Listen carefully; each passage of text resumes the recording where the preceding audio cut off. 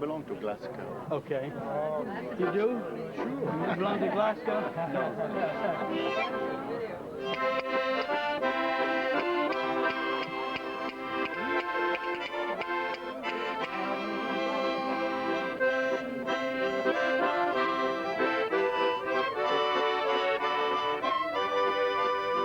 I'm just a common old working chap that anyone here can see.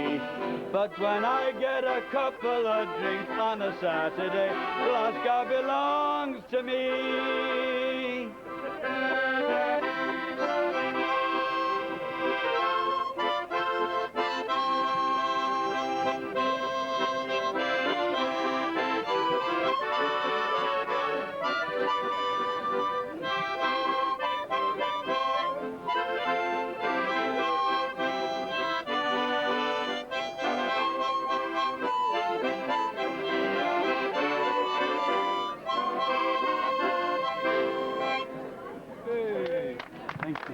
Thank you.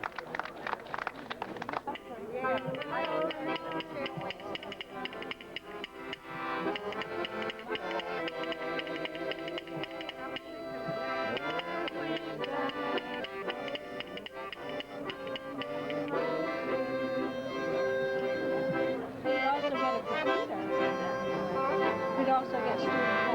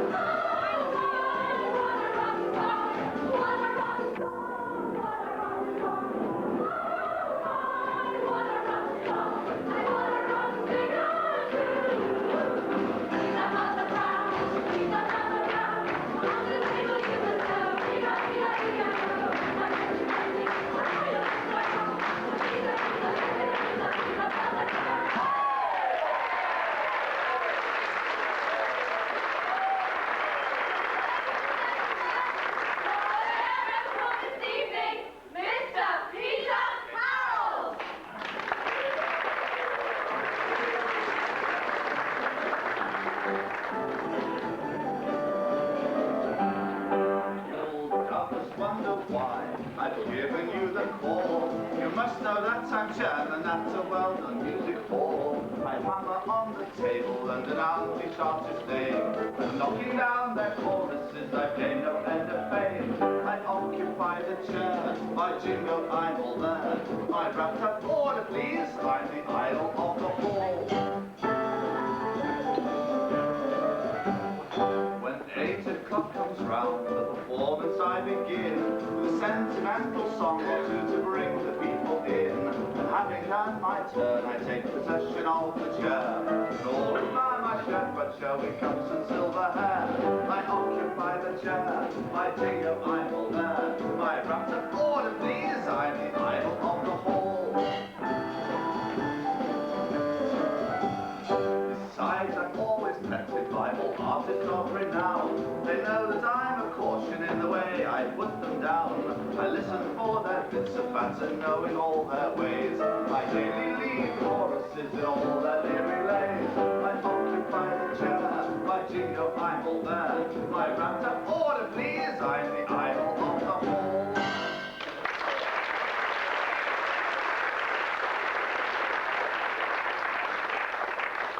Thank you, and good evening, ladies and gentlemen.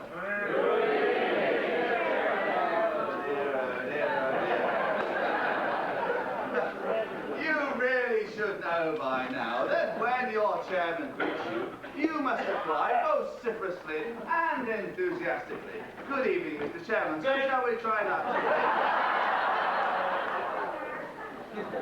We're in trouble with you, are we? Dear. Right. When I say good evening, right. So, we'll try that one more time. Good evening, ladies and gentlemen. Good evening. I'll have to do for now. Good evening and welcome to the 32nd Annual British Embassy Players Old Time Musical. Now, in addition to our usual cast of thousands, assembled at enormous expense, we have some of the greatest legends of the golden age of music hall for you this evening, as we shall see a bit later on. But first of all, would you please join me in welcoming Mr. Kevin Hewlett on drums,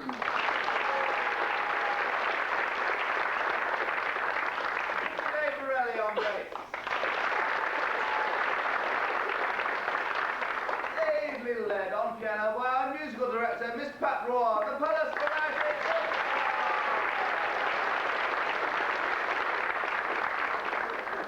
Mind you, ladies and gentlemen, I'm not entirely sure about our maestro here.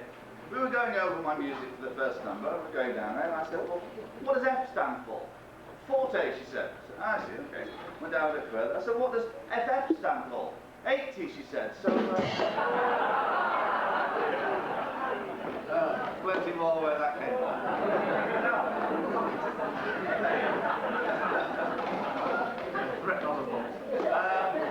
How many of you were here last year?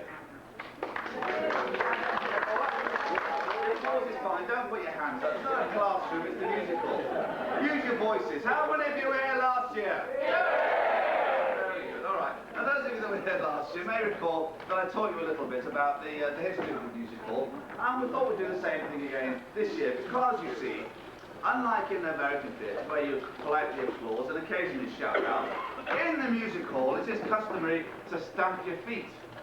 And we know that you're not really used to that, so we thought we'd have a practice before the night starts. So, on the count of 3, I would like you all to stamp your feet 3 times, all right? 1, 2, 3. A bit more enthusiasm, all right?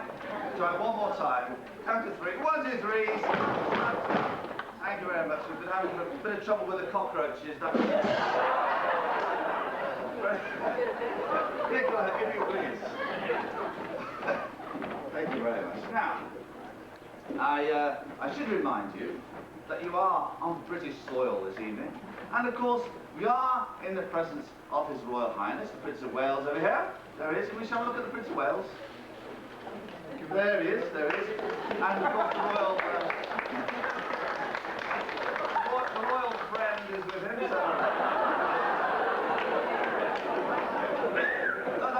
That's enough. You can bring it back over here now. Thank you very much. It's only the Prince of Wales. So, it is only fitting that we should have a royal toast. Those of you at the back that have a little bit of room, please be upstanding. Please stand up. The rest of you, raise your glasses and a loyal toast to Her Majesty, the Empress of India, the apple of Albert's eye, the Queen.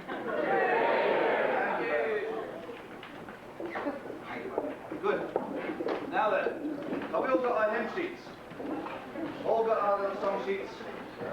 Good, because what we're going to do now is we're going to get you all to turn to page 6 of the song sheets. Those of you that had been joining in would have got there by now.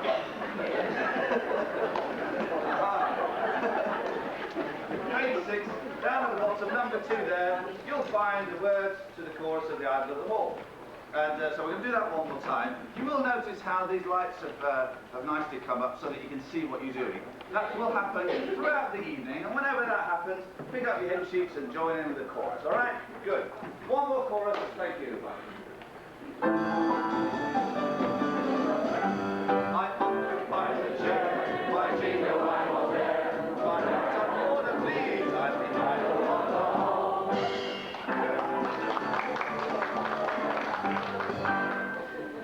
Good. I shall, however, expect the volume to rise as the effects of the alcohol wear on. We now begin this year's proceedings proper with a topical salute to family values. Here he is, a smile, a song, and a surgical appliance, the one and only Mr. Albert Goya!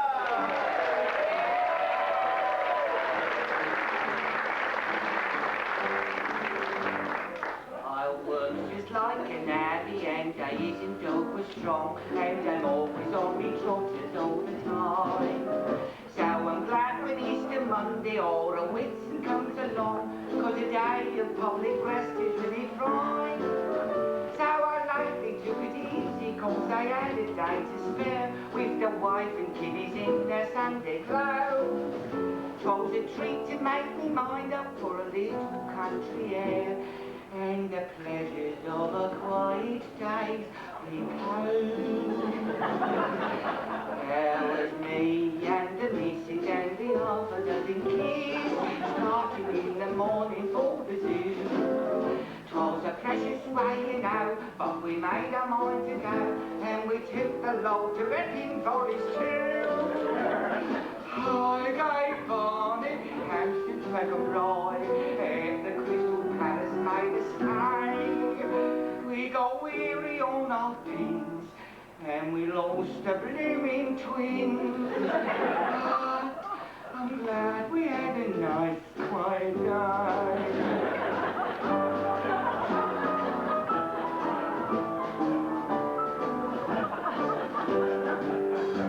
The night before, the none of us thought of getting into bed, for we had all day tomorrow for the rest. And half the night was taking off with cutting meat and bread, and getting all the youngsters ready dressed. I felt a bit lopsided cause I carried all the grub. It's surprising what a lot the kids can peck. And I got a gallon bottle full of porter from the pub, just to balance all the grub around me neck. There was me and the missus and the half a dozen kids, with nothing in the bottle but the bung. Then I gave the kids a treat when we got to Newgate Street, cause I showed them where their uncle, he was hung. West Ham, Olmsted, Woolwich, Walthamstow, reached the spot they called St. Terry's crying. And then I says to Ma, now we mustn't go too far, cause I think we've had a nice quiet night.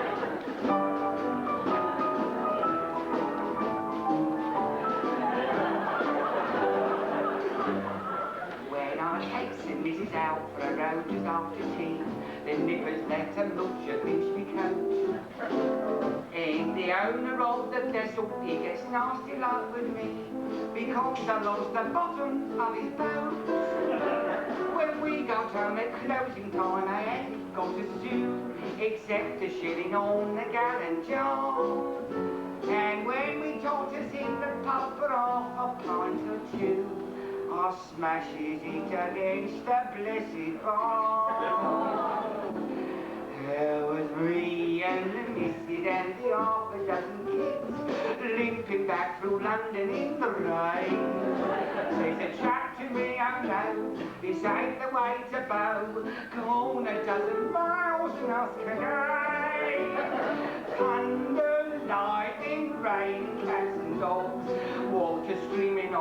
all the way. And to finish up the night, me and the missus has a fight. But I'm glad we had a nice, quiet night.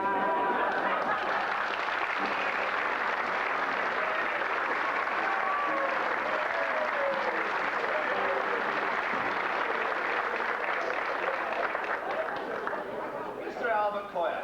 More from him later. Now, Albert, many of you will recall, hails from Scotland, and he was telling me about a trip he made of his own recently to New York. Oh, it's a lovely place, he said, but the guests in the hotel where I was staying had some very strange customs. Every night they were banging on the walls, banging on the ceiling, banging on the floor. I could hardly hear to practice my bagpipes. And now, an act rarely seen in this price range. We bring you not 4, but 5 artistes of renown, revealing their inner desires. Accompanying the Mrs. Cox, Rigney, Cannon, and Anderson is the young man that they refer to as Little Willie Stevenson, for reasons I have yet to fathom. Ladies and gentlemen, that most dangerous of music hall numbers, Jobs!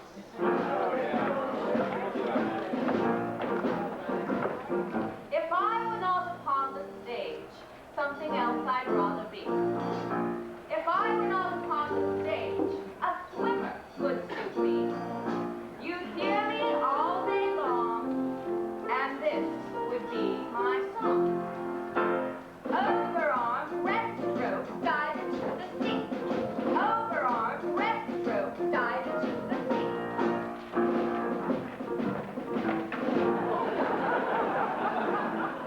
If I were not upon the stage, something else I'd rather be. If I were not upon the stage, a tennis player would suit me. You'd hear me all day long, and this would be my song. Swing your racket, bash your ball, straight across the field. Swing your racket, bash your ball, straight across the field. Swing your racket, bash your ball, dive into the sea. Swing your racket, bash your ball, dive into the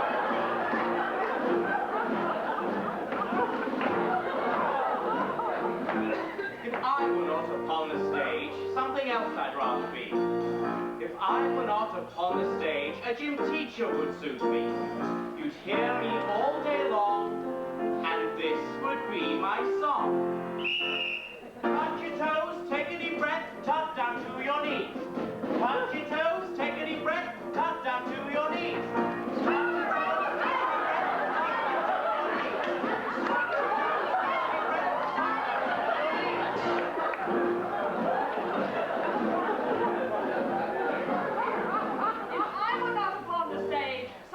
I'd rather be. If I were not upon the stage, a pilot would suit me. You'd hear me all day long, and this would be my song. Turn the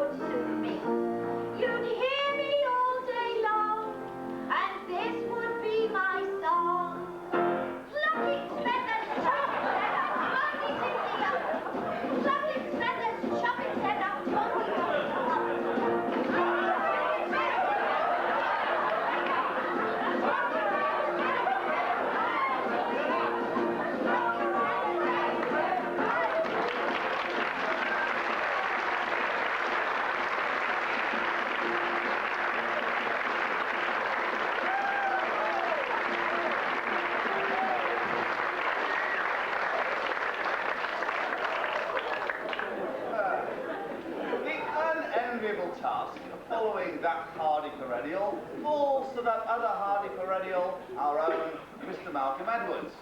Now, to prepare for this show, I looked up Malcolm's name in Grayson's etymology. Edwards is defined as witty, charming, talented, and debonair. And Malcolm is defined as not very.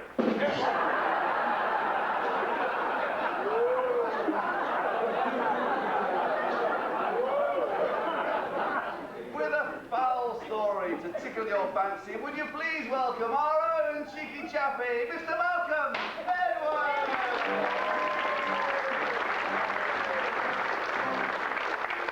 Sunday afternoon, I thought I'd go for a stroll. I took a walk down Petticoat Lane to hear the people talk. I had for 3 and 6. I went into a shop. I gave it to a nice young man who handed me a cock-a-doodle-doo. The comical talk, you all know what's a runaway, runaway do. Tra-la-la-la, runaway, runaway do. Is anybody you think? I took the cock into my arm, I hadn't far to go.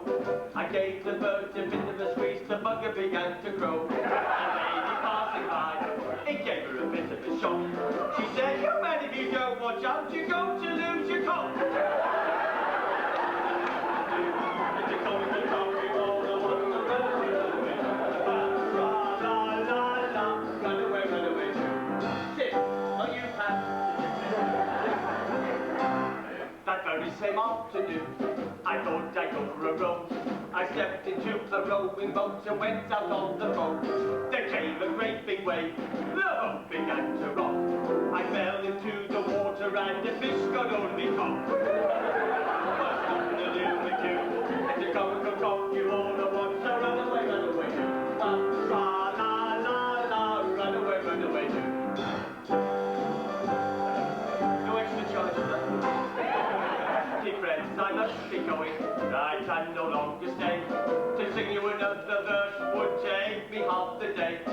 But before I leave, I'd like to show you a stop. Is there any lady in the room who care to look at me cock? It's a comical cock, you all know what's a runaway, runaway do. Well, la-la-la-la, runaway, runaway do. Well, there we are, that's the start. Are you all enjoying yourself?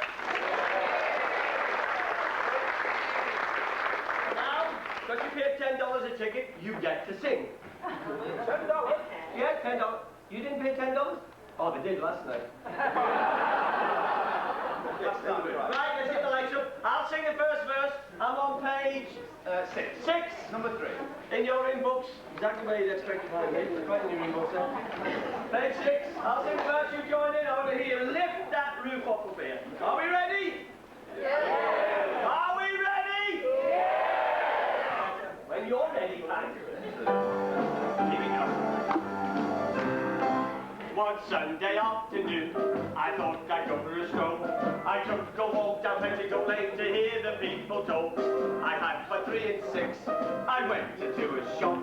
I gave it to a nice young man who handed me a cock-a-doodle-doo. What's nothing to do with you? It's a comical cock, you all know what's a runaway, runaway do.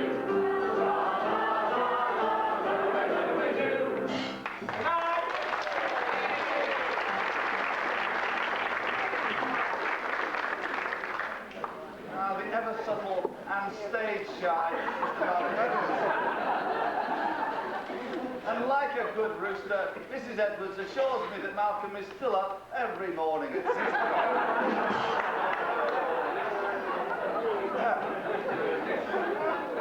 The jilted maiden, ladies and gentlemen, the jilted maiden is so often a figure of odium, obloquy, and opprobrium.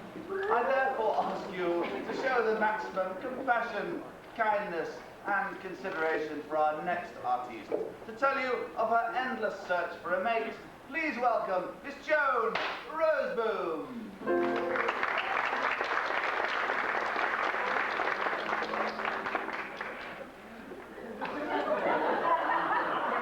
My mother said when first I wore a long black skirt and blouse to always keep my eye on anything that's really cloudy.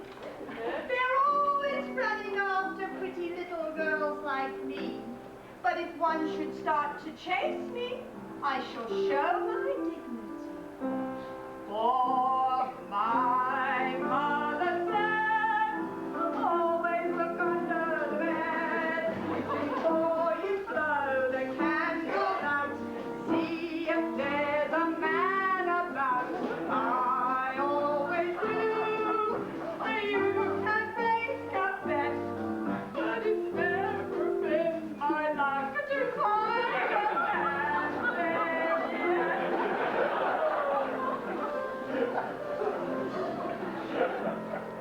The other night I found a man beneath my bed, how funny.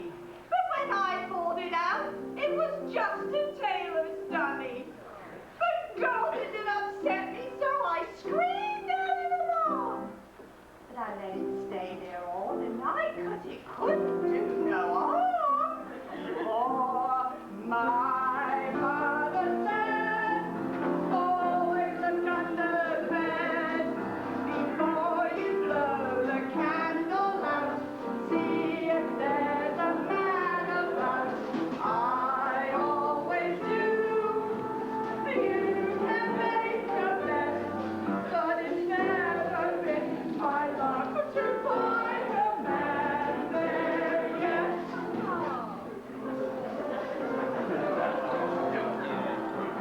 The girl next door had burglars in beneath her bed once, Harry. She caught him and reformed him. In a fortnight they were married. Now if there's a young man here tonight who fancies I'm all right, I'll leave my door wide open and you can rob my house tonight. Join me. All my mother said, always look under the bed. Before you blow the candle out, see if there's a man about. I always do. You can make a bet, but it's never been my luck to find a man there yet.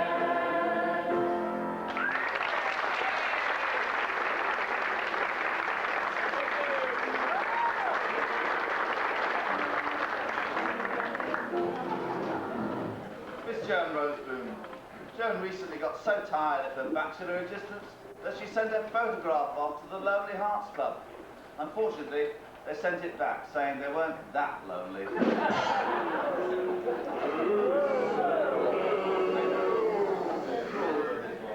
And now, ladies and gentlemen, and now a bit of music evocative of an Adelphi melodrama.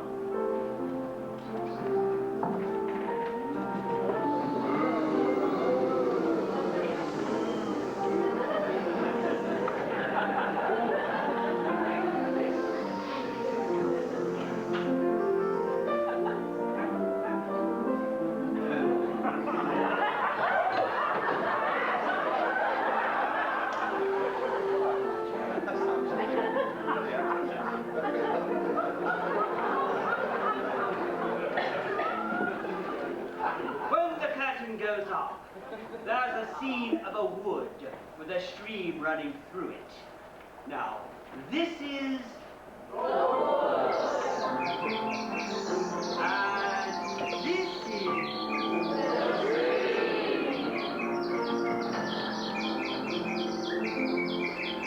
Enter the village maiden, dancing and singing. Allegro vivace.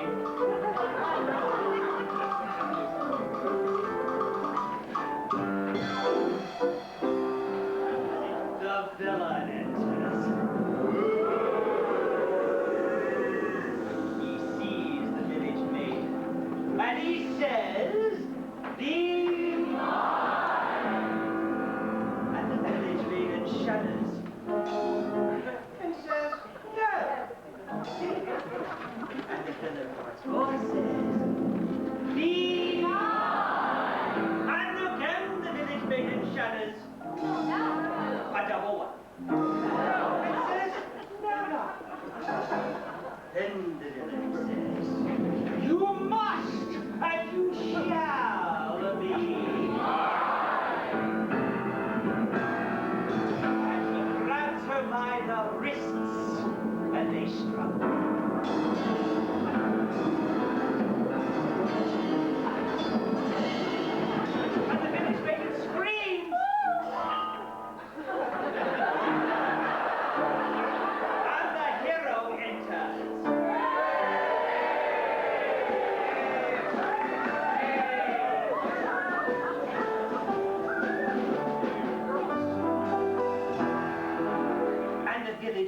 screams.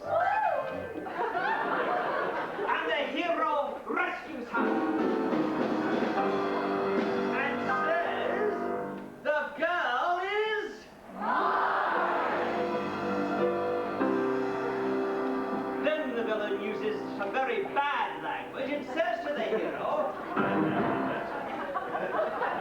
of course, the hero doesn't like hearing such bad language used in front of the lady he is engaged to. So he strikes the villain one behind the left ear. Well, this annoys the villain very much. So the villain turns round and lands one on the hero's right nostril. They fight and struggle.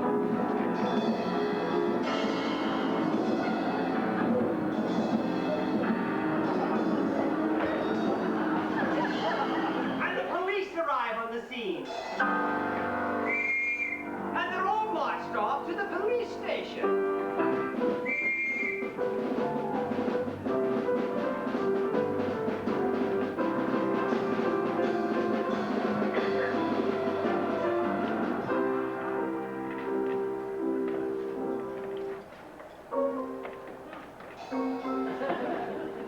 Then, the only thing left is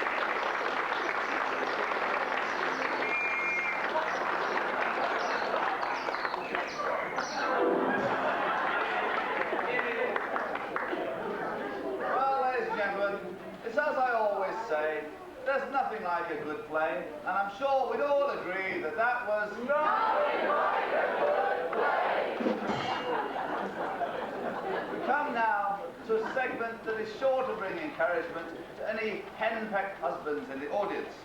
Please now welcome back our trio of lovely ladies seeking to do the right thing for their spouses. Please welcome them Mrs. Rigney, Cox and Cannon.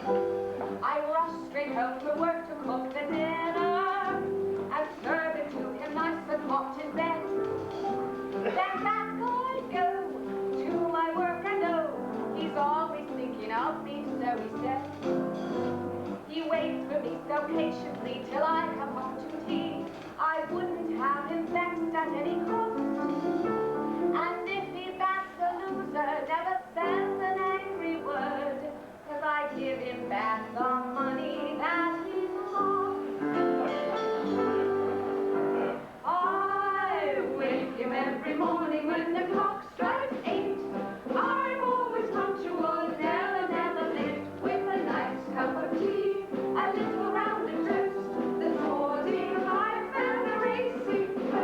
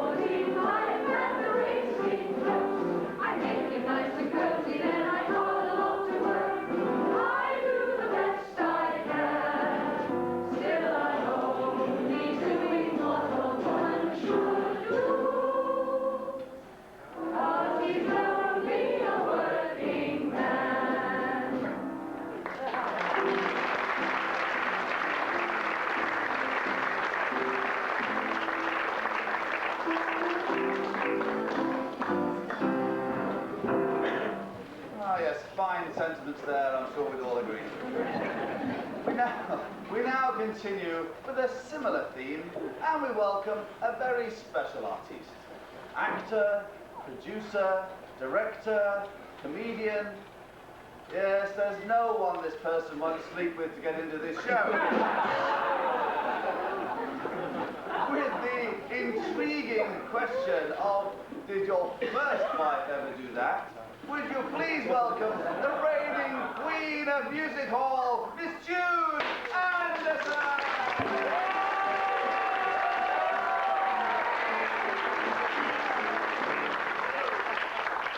You ladies who got married to a widower, I fear, have often heard your husband talk of his departed dear. Perhaps he makes comparisons between yourself and she. But there, don't lose your temper. Just take this advice from me. And don't you worry if you're having tells to you all the wonderful things his first wife used to do. Don't start crying. If you do, you'll just feel flat.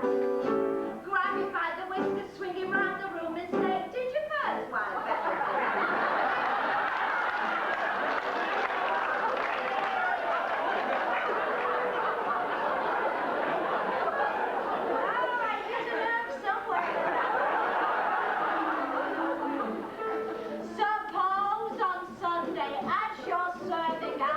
Dinner eve should criticize your cooking and then say sarcastically, my first wife cooked joints grand and baked potatoes nice and fried, and for the pastry that she made, she deserved a diamond crown.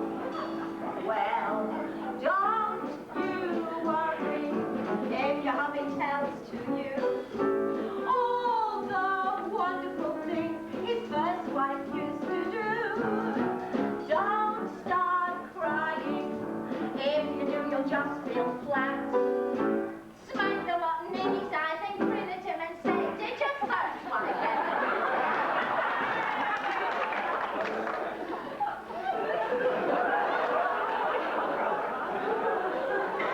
Maybe when wash day comes around and at the tub you stand, scrubbing out his shirts and socks, what he said, I in hand.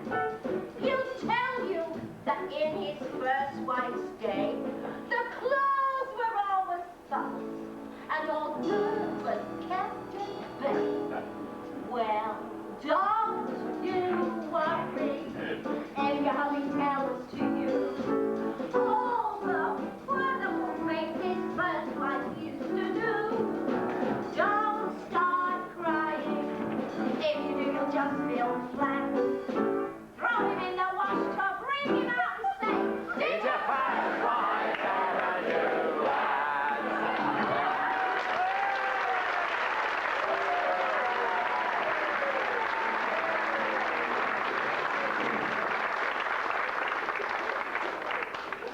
Miss Jude Anderson. I would now crave your indulgence, ladies and gentlemen, and ask you to give a very kind reception to a man who's making his debut with us this evening. We call him Parker, but that's just his pen name.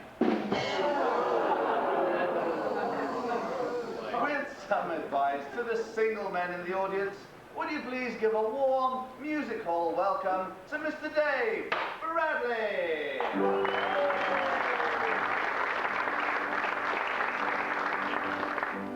A bachelor gay am I, though I suffered from Cupid's dart. But never I vow nor I say die in spite of an aching heart.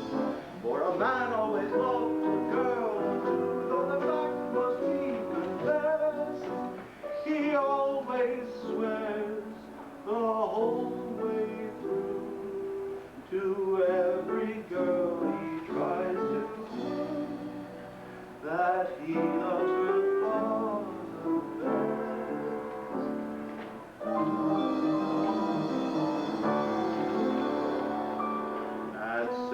17. He falls in love quite madly with eyes of tender blue. At 24, he gets it rather badly with eyes of a different hue. At 35, you'll find him flirting sadly with 2 or 3 or more. When he fancies he is past love, it is then he meets his last love, and he loves her as he's never loved before. A girl, as you've heard of old, is a kind of a paradox. She changes her mind more times, I'm told, than ever she does her frocks. And a man's like a moth around a flame, for it's nearly always found. He burns his wings, but all the same, the nicest part of Cupid's game is fluttering round the ground.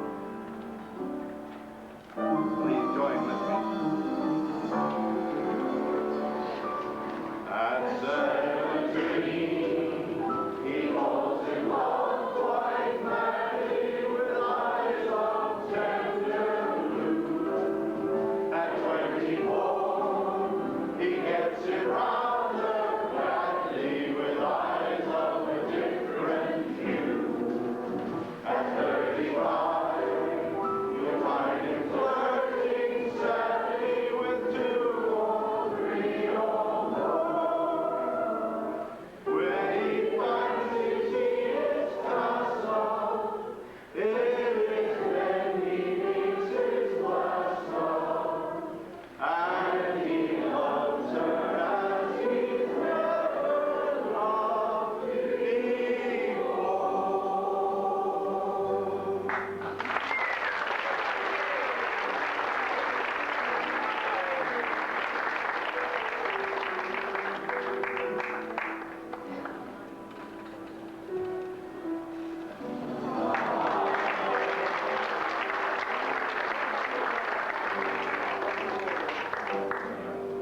Mr. Dave Bradley. Do you know, ladies and gentlemen, Dave spent 20 minutes combing his hair in preparation for this evening's performance, and then he forgot to bring it with him.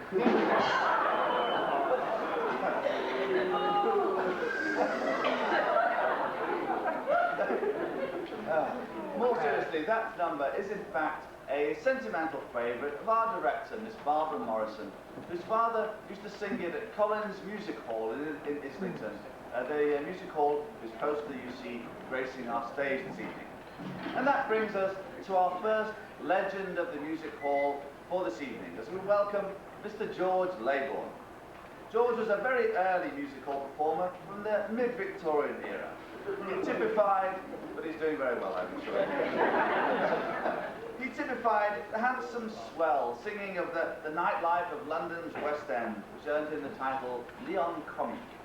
He's perhaps best remembered for his song Champagne Charlie, which was in fact a commercial for Moët and Chandon, for which George was paid in kind. The song became so popular that it was later adapted by the Salvation Army as an Performing for us his signature theme tonight, here is Champagne Charlie himself, Mr. George Laybourne!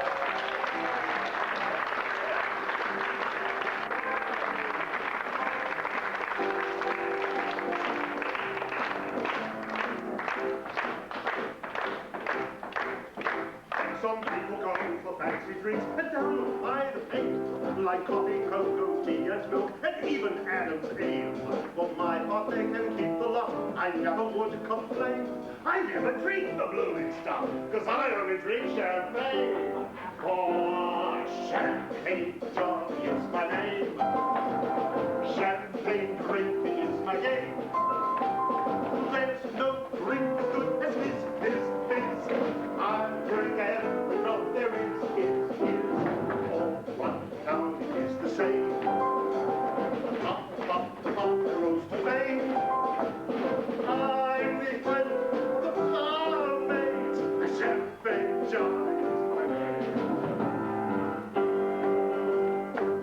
may think that what I say is just a lot of chop, and only put into this song to raise a little love.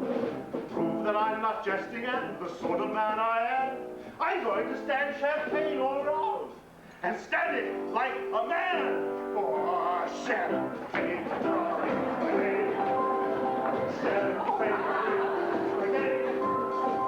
there's no drink as good as this beer.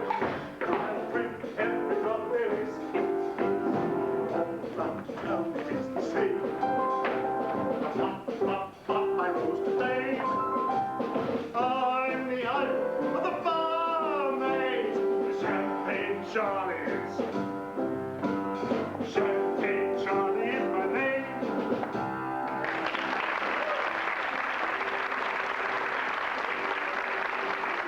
And that brings us to our first of our legends of the music hall for this evening, as we welcome Miss Vesta Victoria. She was born in 1874 and became... she's lasting very well, really. And doesn't look a day over 90.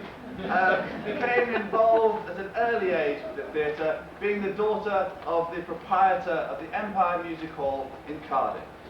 After she came up with the song, Daddy Wouldn't Buy Me With a Bow Wow, there was no holding her back. In later years, she created new songs which have remained as popular and as fresh today as when they were first written. Songs like Our Lodger's Such a Nice Young Man, and Now I Have to Call Him Father.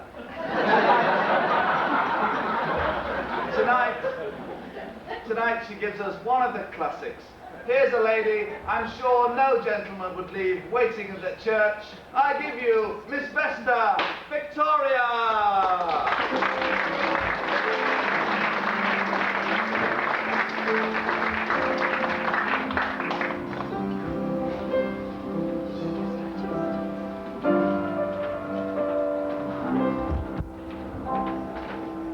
I'm in a nice spot of trouble, I confess.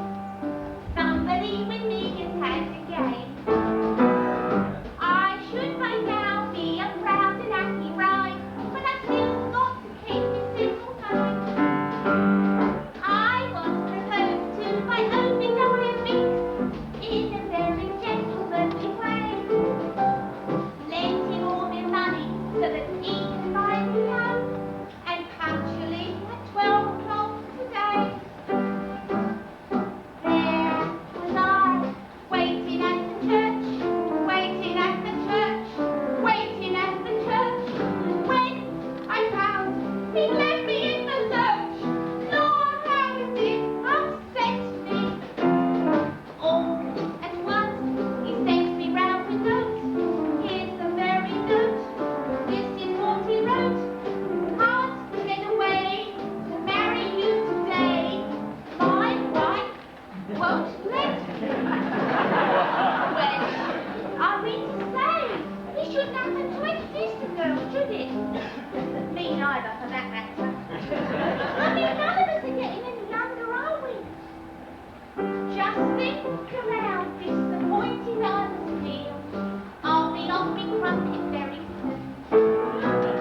I've lost the husband, the one I never had, and I dream so about the honeymoon. I'm looking out for another only dyer. I've already bought the wedding ring. Got all my little building apples wrapped up in a box. Yes, absolutely two of everything. There was I, waiting at the church, waiting at the church, waiting at the church, when I found it left me in the lurch. Lord, how it did upset me. All at once he sent me round a note. Here's the very note. This is what he wrote. I can't get away to marry you today.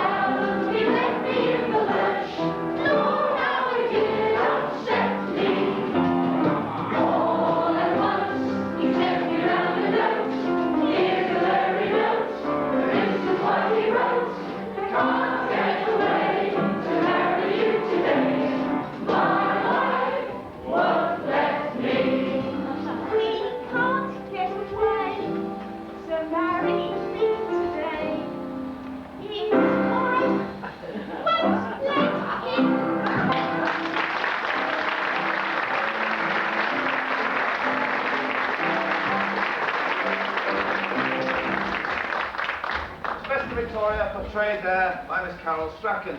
Carol's a stalwart member of the British Embassy Players, as director, producer, and as you see, performer.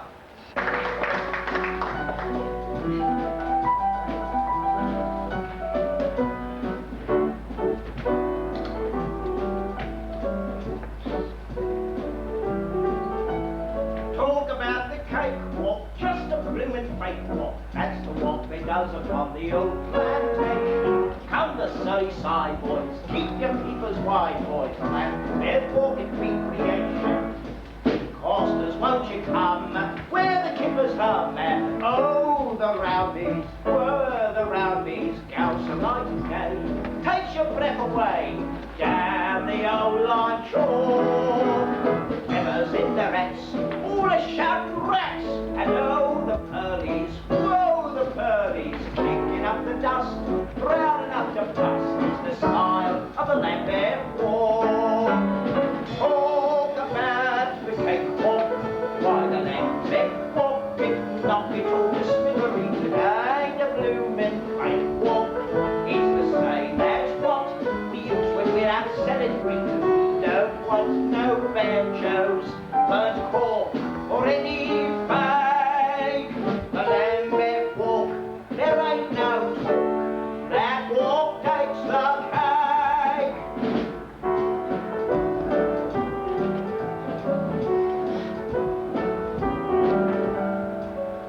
If you want to sing song, just a merry ding dong, come and hear us out at our harmonic meeting. Talk of balmy breezes, wafting through the trees, the fried fish shop that makes the meeting. Oh, the middle bits gives the cost to spits, and oh, the taters, fish and taters, what we put away in a single day. Don't it make you talk? Never mind the text, arms around your necks, and pull your frocks up, show your socks up, organs in your head, uterus for your head in the style of a Lambeth walk. Talk about the cakewalk, why the Lambeth walk, it knock 'em all to smithereens, and ain't the bloomin' cakewalk, it's the same as what we use when we're out selling drinks, and we don't want no banjos, but cork or any pie. The Lambeth walk, there ain't no talk, that walk takes the cake. You like it, lady? You like it? Carry it that way, you know. All muscle, no rubbish. See us out at Windsor, got the latest fits on, brown geese, lavender and violet frocks, mud saucy, chaps and gals and cuddling, kissing and a fuddling, away your necks a trifle or see, corning on the box, giving them its socks, and oh, the moisture, lots of moisture, what we put away in a single day, down and make it talk, on the cellar flaps, all the gals and chaps, overlizer, all in the sun, rolling over what is the style of the Lambeth walk. Talk about the cakewalk, what a Lambeth walk, it knock 'em all to smithereens, and ain't a bloomin' cakewalk, it's the same as what we use without selling drinks, and we don't want no banjos, but cork or any pie. The Lambeth walk, there ain't no talk, that walk takes the cake. All together now, talk about the cakewalk, why the Lambeth walk, it knock it all to smithereens, and ain't a bloomin' cakewalk, it's the same as what we use when out selling drinks, and we don't want no banjos, but cork or any pie. A Lambeth walk, there ain't no talk, that walk takes the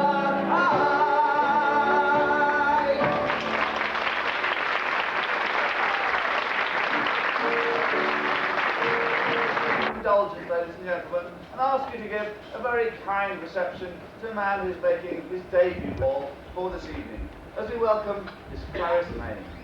Rose Main began her career as an amateur mimic at society entertainments. In that she was spotted by the composer James Tate, who became her accompanist and later her husband. He wrote many of her greatest successes, among them I Was a Good Little Girl Till I Met You and Broken Doll. When he died, Clarice designed a headstone in the shape of a music book, open at a page with the notes for the final line of Broken Doll. After the First World War, she gained fame as a pantomime principal boy at the London Palladium and the London Hippodrome. Tonight, she not only gives us her own favourite, Broken Doll, but also that classic chorus song, Joshua. Ladies and gentlemen, Miss Clarice Main!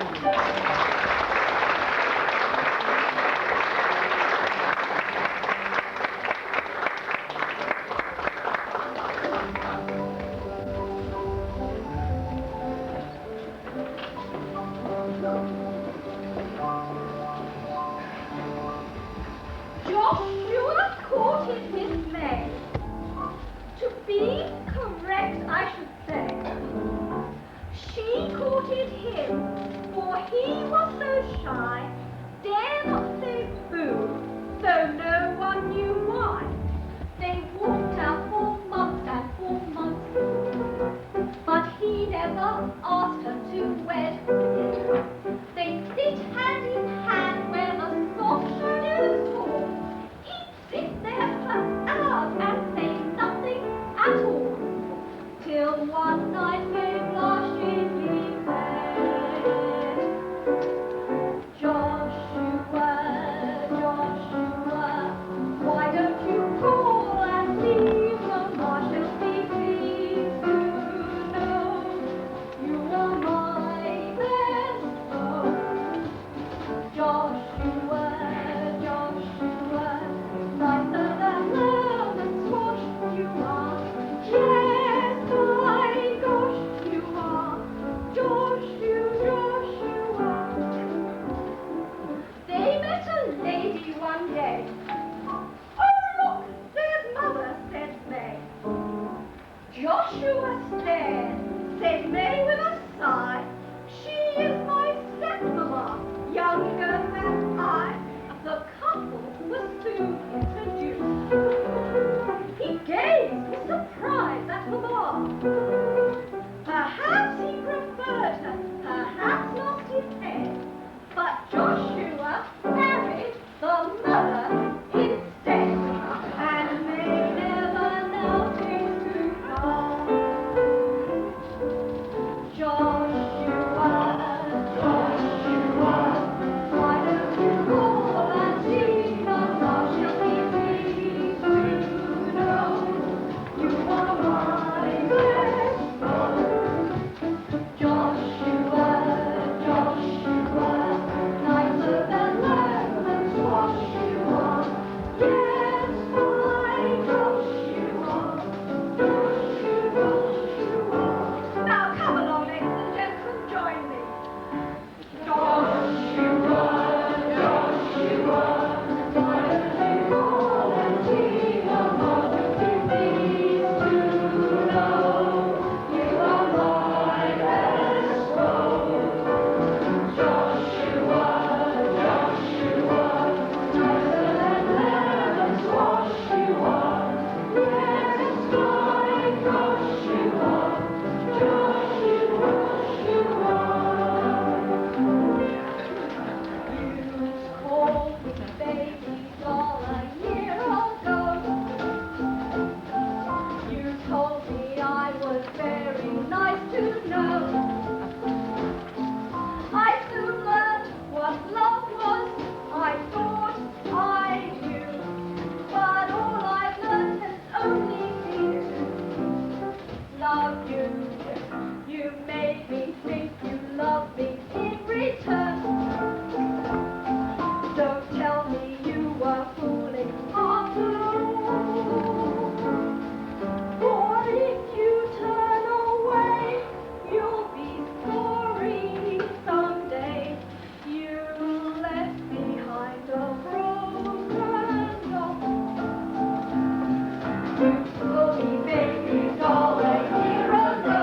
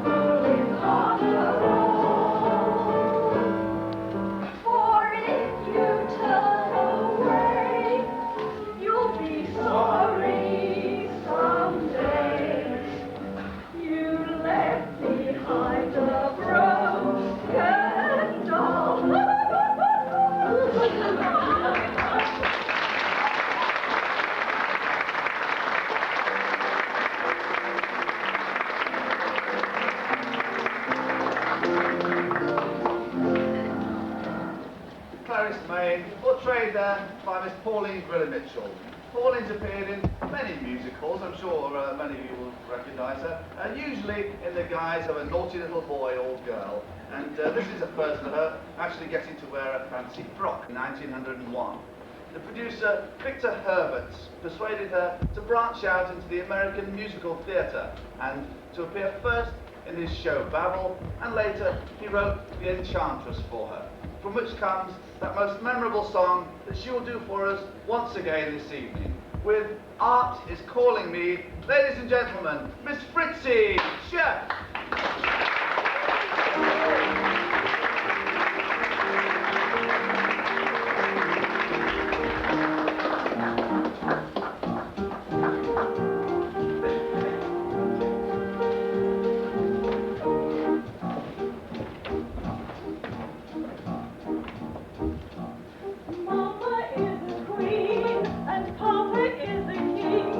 So I am the princess and I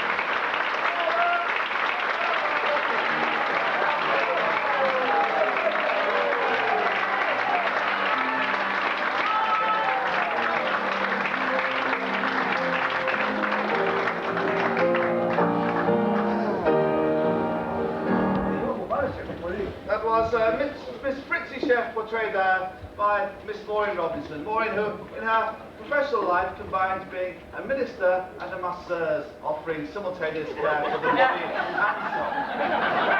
Young Will Stevenson, asking the apparently innocent question of Miss Angela Cannon, wouldn't you like to try and teach me? Now, personally, I'm not entirely convinced about young Will's innocence. The other night, we were on our way here, and we stopped off at a drugstore, and he went over and picked up a packet of 6 condoms. What do you need 6 condoms for, Will? I asked him, and he said, well, Monday, Tuesday, Wednesday, Thursday, Friday, and Saturday. So I went over and picked up a packet of 12. Steady on, Mr. Chairman. He said, what do you need 12 for? And I said, January,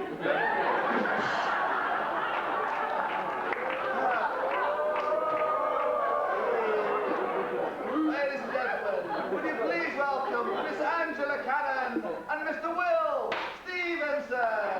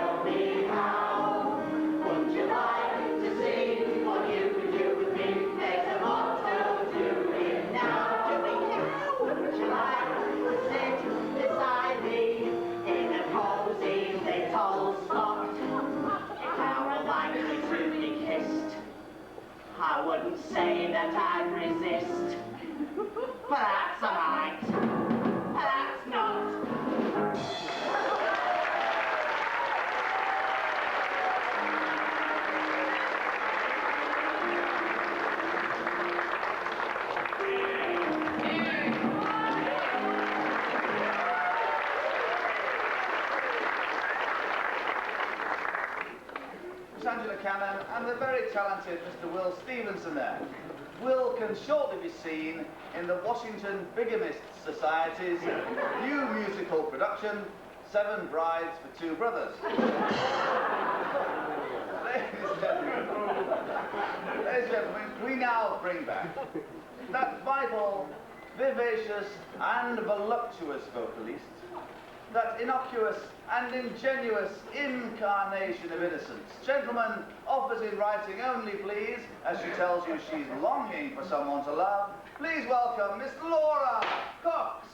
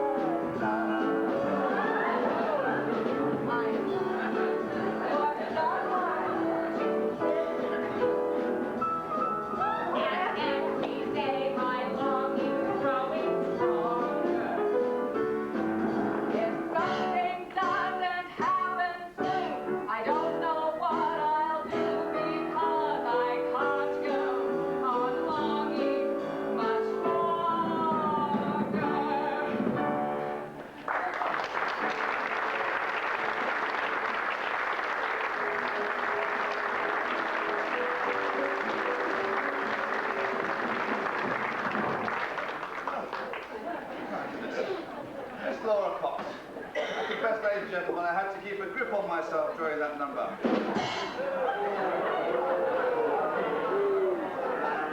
And now, to an entirely more masculine number, as we welcome a group of 4 close friends, or mates as we call them, up in Manchester, where I come from. Which does remind me of the 2 Manchester lads that were on vacation in Paris for the first time. And they're out for a stroll in the evening, and of course, inevitably, they come across a young lady of the night. And the first one says to the other, do you think I should have a go then? And the second says, yeah, go on, you're on your holidays, stick your bread in. So, quaint Manchester expression. So off he goes with the young lady, you see, and he comes back about half an hour later, and the second one says, well, how was it then? And he says, oh, you know, not bad at all. I mean, she's not as good as the wife, but no, she's not bad. So he says, why don't you have a go? So the second one says, should I? I said, I go on. So the second fella goes off with the same young lady, you see, and he comes back about half an hour later, and the first one says, well, how was it then? And the second one says, well, you're right. I mean, she's not bad at all. I mean, she's not as good as your wife.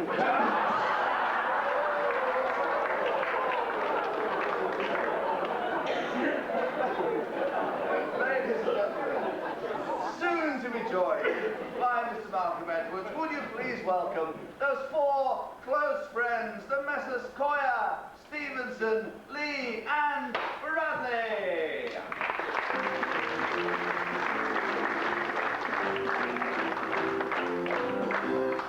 There's 4 of us, 1, 2, 3, and 4 of us, gentlemen of pleasure, seeking every pleasure, taking in the measure of every girl who passes, except those wearing glasses.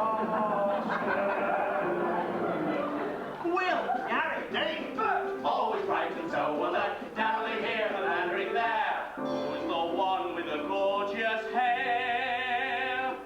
I like beer. That's very plain to see. I like bourbon. I like tea.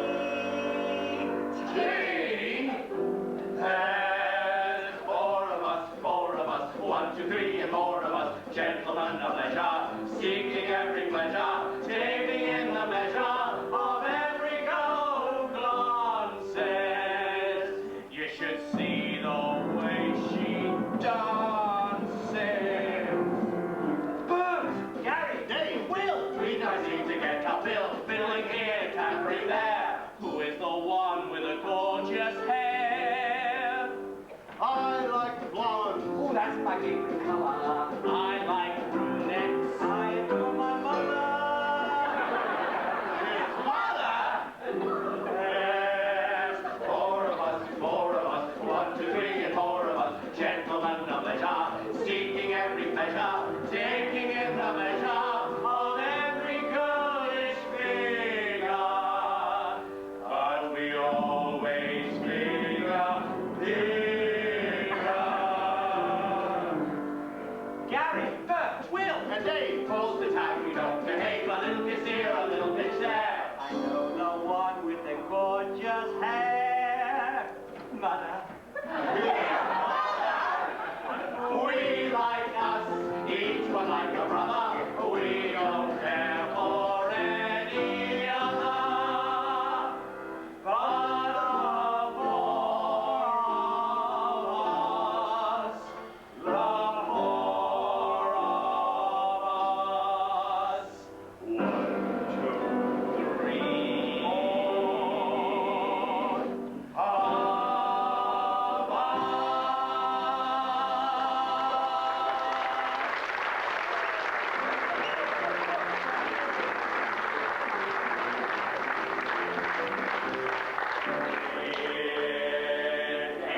To argue, you've got to face the facts. The cause of all the trouble is the income tax. Why should they take away 2 and a tenner from your hard-earned pay? You cannot call it right, you cannot call it just. They're singing Rule Britannia while the country's going bust. It ain't no use to argue, you've got to face the facts. The cause of all the trouble is the income tax. Clothes all torn, boots all worn. I used to have a Sunday suit, but that's all down and out, ain't got nout, and all your personal valuables are up the spout. It's down, down, downright sad, to think where all the money's gone that I once had. It ain't no use to argue, you've got to face the facts. The cause of all the trouble is the income tax. Why should they take away 2 and a tenner from your hard-earned pay? You cannot call it right, you cannot call it just. They're singing Rule Britannia while the country's going bust. It ain't no use to argue, you've got to face the facts. The cause of all the trouble is the income tax. When they get your address, they send you out an envelope of HMS. Then they learn what you earned by making you fill out an income tax return. They down, down, down they swoop, and from your earnings all their losses they recoup. It ain't no use to argue, you've got to face the facts. The cause of all the trouble is the income tax. Why should they take away 2 and a tenner from your hard-earned pay? You cannot call it right, you cannot call it justice, singing Rule Britannia while the country's over bust. It ain't no use to argue, you've got to face the facts. The cause of all the trouble, the cause of all the trouble, the cause of all the trouble is the income tax.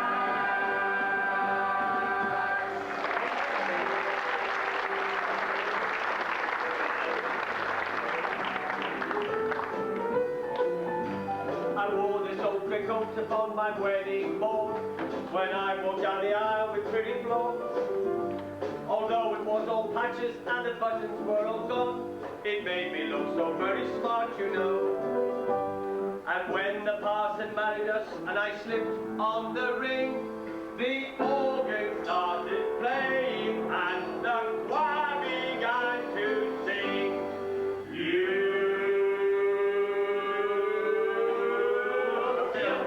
Your old great coat on, still wear the same coat, Charlie. Why don't you boil it down and make a pot of fat, or cut it up and make the wife a merry widow hat? I don't like to speak about the Charlie, but there's one thing I'd like to mention. If the old grey coat keeps another year afloat, it's bound to get the old age pension. Here we go. Go get that little Trinity set. I never part with it until the day I die. I'll wear it when I leave this world of care. And when I get to heaven, if the angels don't object, I'll wear the bloomin' old grey coat up there. So don't you be a bit surprised to wake up one fine morn and hear the angel Gabriel a-playing on his horn. You've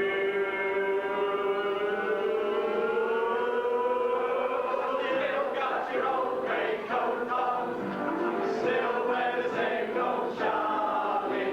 Why don't you boil it down and make a pot of fat, or cut it up and make the wife a merry widow hat?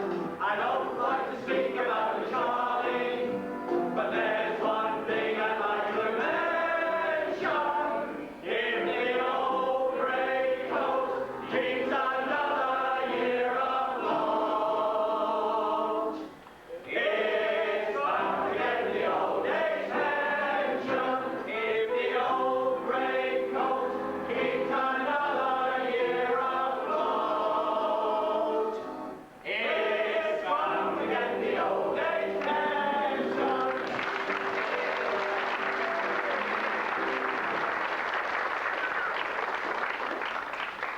Some neat dance steps in that number there from Mr. Gary B. I'm sure you'd all agree.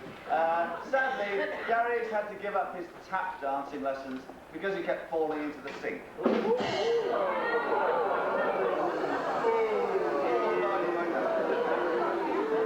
now come to one of our rare, classy moments in the show, reminding us... It'll be brief, sir, to end. Reminding us of those wonderful old moral sentimental songs. Please welcome back once again Miss Angela Cannon.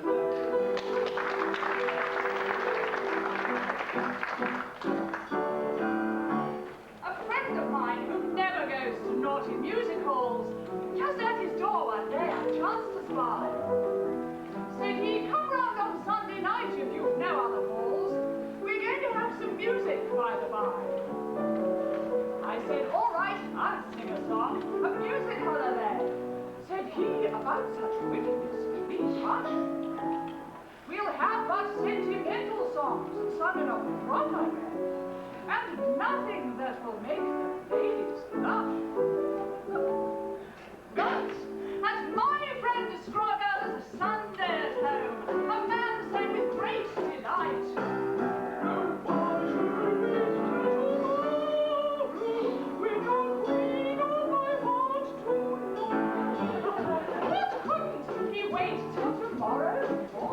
I knew there was nothing wrong, but it seemed a queer task, such a question to ask, in a moral sentimental song.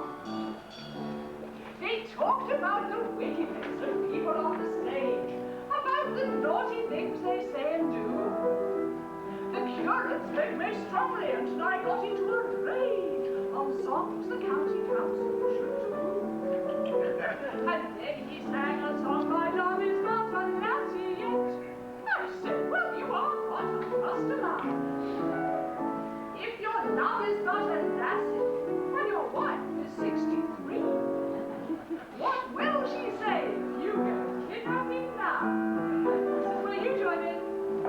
But, as my friend Scrogger's Sunday at home, a man sang with great delight.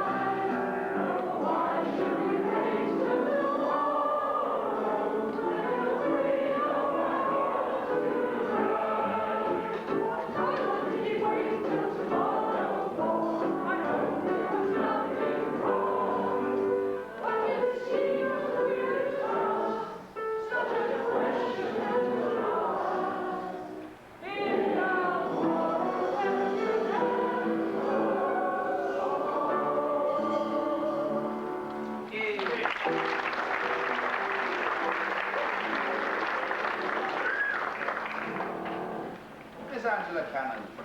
Yes, it's good to have a number like that every so often to remind us of just why they don't write them the way they used to.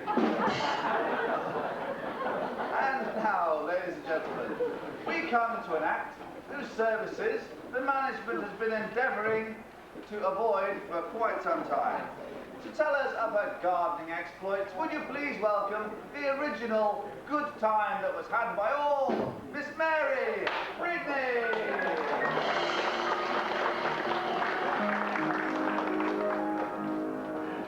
There are fairies at the bottom of our garden. It's not so very, very far away. You pass the gardener's shed and you just keep straight ahead. I do so hope they really come to stay. There's a little wood with moss in it and beetles, and a little stream that quietly runs through. You wouldn't think they'd dare to come merrymaking there, but they do. Yes, they do.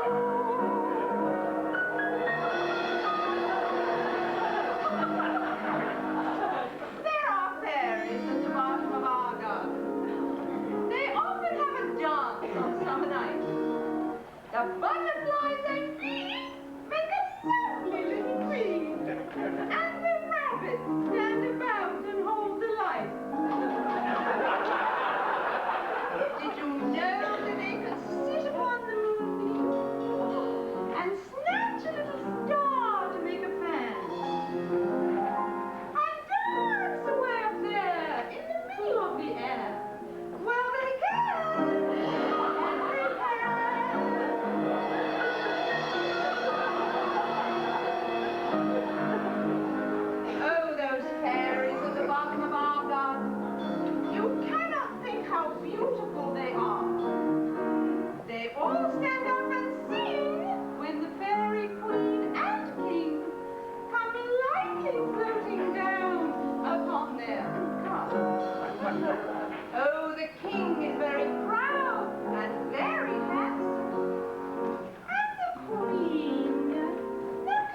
guess who that might be. She's a little girl all day, but at night she steals away. Well, it's me!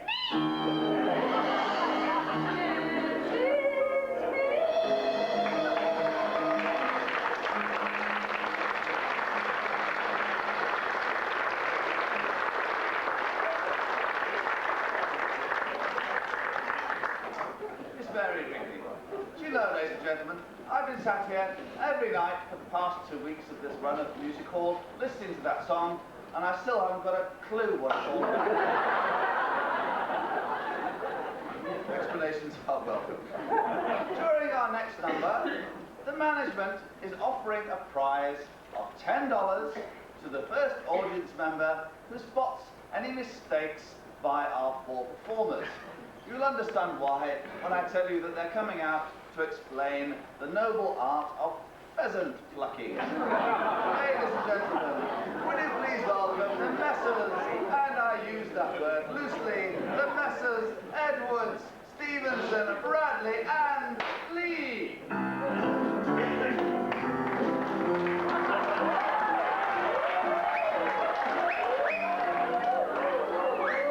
Eat your heart out, McLaughlin. My husband is a keeper. He's a very funny man. I try to understand him and help him all I can. But sometimes of an evening, I feel a trifle dim. All alone, I'm plucking pheasants when I'd rather pluck with him. I'm not the pheasant plucker. I'm the pheasant plucker's mate. I'm only plucking pheasants cause the pheasant plucker's late. I'm not the pheasant plucker. I'm the pheasant plucker's mate. I'm only plucking pheasants cause the pheasant plucker's late.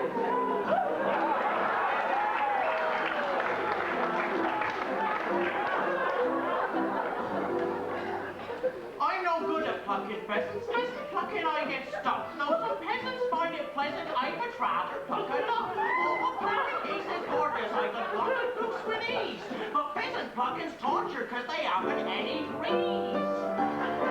I'm not a pheasant plucker, he's gone out on the toil. He only plucked one pheasant and I'm sitting here with piles. I'm a pheasant plucker, he's gone out on the toil.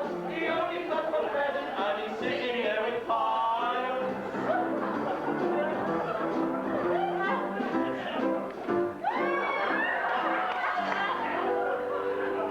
You have to pluck them fresh. If they're fresh, it's not unpleasant.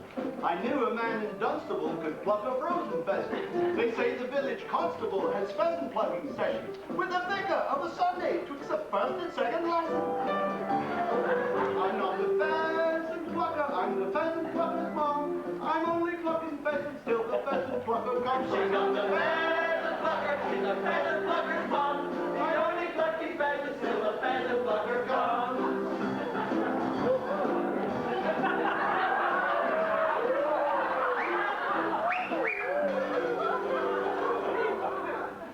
My good friend Godfrey's close to death. He's really caught the knack. He likes to have a pheasant plucked before we get to the sack. I like to lend a helping hand. I sweep up all the feathers. It's really all our pheasant plucking keeps us paired together. I'm not a pheasant plucker. I'm a pheasant plucker's friend. I'm only plucking pheasants as a means unto an end. I'm a pheasant plucker's friend. I'm only plucking pheasants as a means unto an end.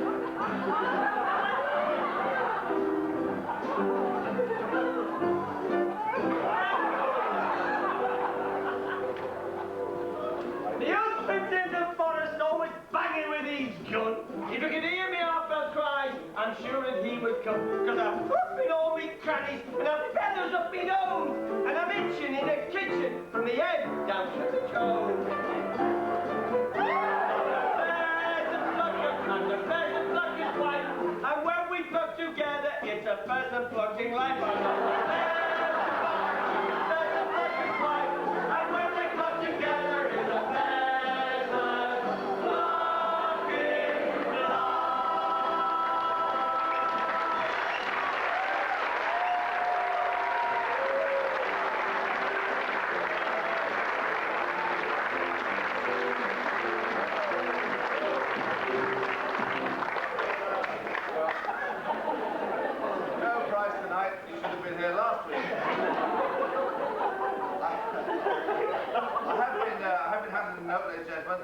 asking you, please, not to flash during the performances. I assume this refers to photography, so please no pictures or other forms of videos, etc. during the run. Thank you very much. Now then, we now seek to attempt to raise the tone of the evening. It should not be too difficult. As we come to the cultural part of the show. Before her defection to Britain some years ago, our next performer was appearing with the Bolshoi Ballet in Moscow. Since her arrival on British shores, she's been attempting to move her career in a more market-oriented direction, and now she's attempting to develop a singing career in the music hall. Ladies and gentlemen, please welcome the renowned ballerina, Miss Anya Polovievskaya!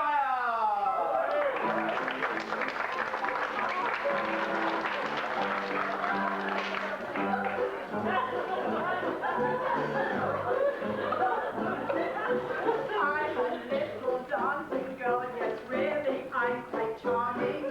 All the men are after me, it's getting quite alarming. When I'm dancing on the stage I cause a great sensation. I'm the pet of all the boys, the darling of our nation. Hello, how are you? How do you do? Girls like you, there are but few. You are really toot. Hello, toot, how are you? How do you do, toot? Oh, toot, my toot, my toot.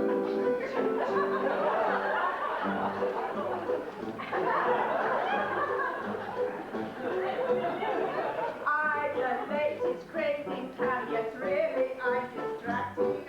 You should see me twisting, twirling, thousand I'm attracting. Soon I'm off to gay Paris, where Cleo cannot beat me. And this is what the French say when they stop to greet me. Hello, Toto, how do you do? Arms like you are, but you are really Toto. Hello, Toto, how are you? How do you do, Toto? Oh, Toto, my Toto.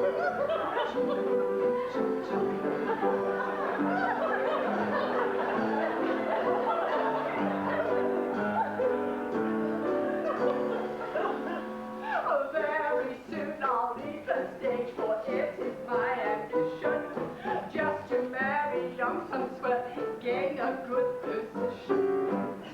Sure, the Marquis wants with me. Some people say he'll rue it. Perhaps they're right, but he'll propose, and this is how he'll do it. Join me! Hello, Tutu, how are you? How do you do? Girls like you, there are but few. You are really too. Hello, Tutu, how are you? How do you do? Oh, Tutu, my Tutu, my Tutu.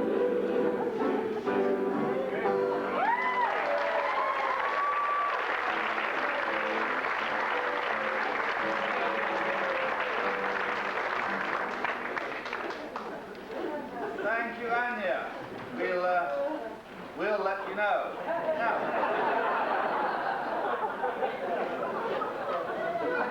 it's a little known fact, ladies and gentlemen, because I've just made it up, that the domestic use of the coconut was in fact discovered by General George Custer shortly before the Battle of Little Bighorn.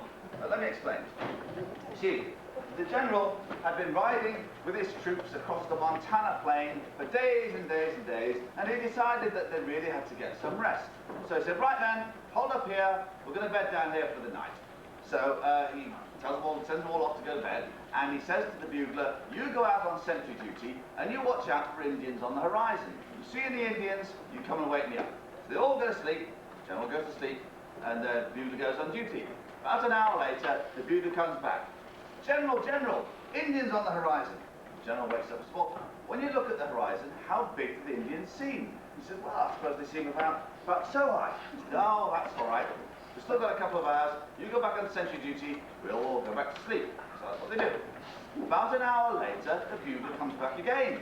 General, General, Indians on the horizon. General wakes up again and says, well, when you look at them now, how big are they now? And the bugler says, well, about so high, I suppose. General says, that's all right, we've still got another hour. You go back on sentry duty, we'll go back to sleep.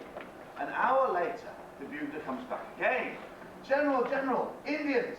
General wakes up and says, well, how big are they now? He says, life size, they're all around us. General says, don't worry, here's what you do. Take this rifle, you go out between the two wagons there, you look for the Indian with the feathers all the way down his back. He's the chief. You shoot him, and perhaps they'll all run away. And the bugler says, I can't shoot him. General says, well, why on earth not? The bugler says, well, I've known him since he was so high.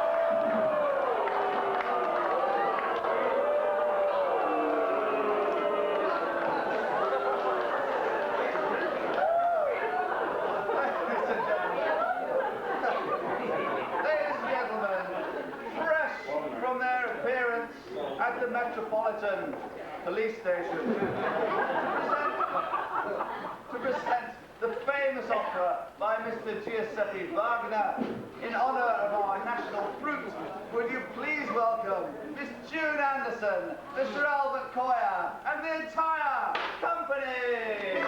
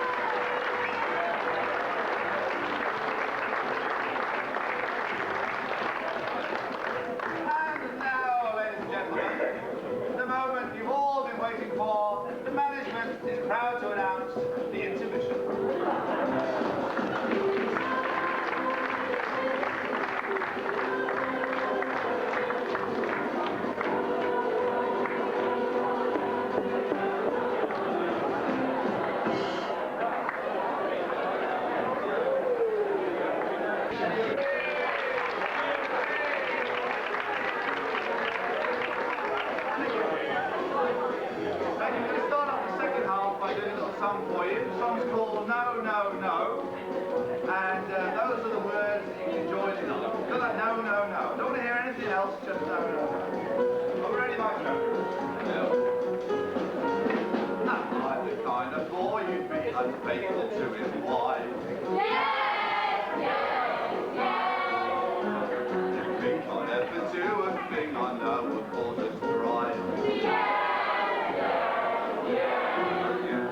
The girl who lives next door to me, she's giving me the glad. Cause she's got a baby, all the neighbours think she's sad. And just because that baby looks like me, does that mean I'm his dad?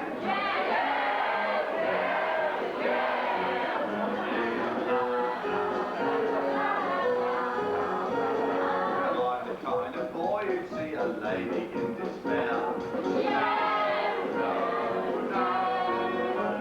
5 foot help at all, do you think that I would stop and stare? Once the lady tumbled off her bike to my surprise. I saw her legs up in the air, I promptly shut my eyes. I wanted to tell us everything that I'm telling lies.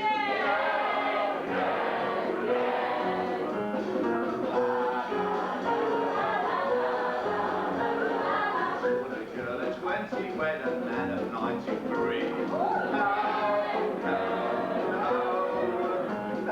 Is he still a sport? Does he like to play whoopee? I know a nice young girl who's landed in this kind of life. I goes around to see her just to keep her spirits bright. And I've been going there for months and months. And have I missed the night?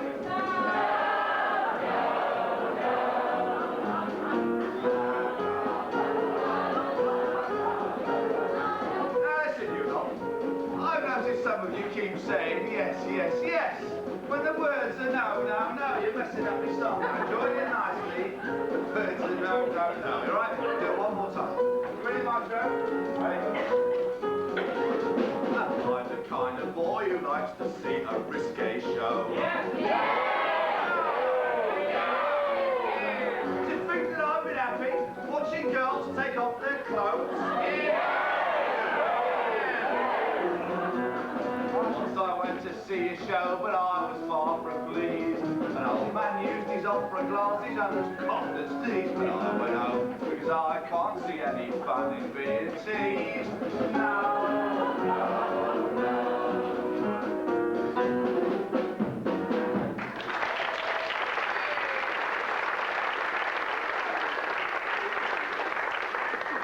Thank you very much, ladies and gentlemen. Welcome back to the second half, which is somewhat shorter than the first half. And we trust we find you refreshed and relieved. I'd like to thank you all for the requests that you sent back to the dressing room during the intermission, but I decided to come back anyway. Now, it is at this point in the show that we do say hello to one or two people who are celebrating various things. And as you can see, there's rather a lot of them tonight. First of all, Sanford Hurdson. Where's Sanford Hurdson? Where are you? Where is he? Oh, well, that's good. That's one less, all right. Next. Susan and David Price. Where are you? Susan and... Hey, come on now. You sure this wasn't last time? Well, they're celebrating their anniversary. Someone obviously found something better to do. Marilyn Grunwald, are you here?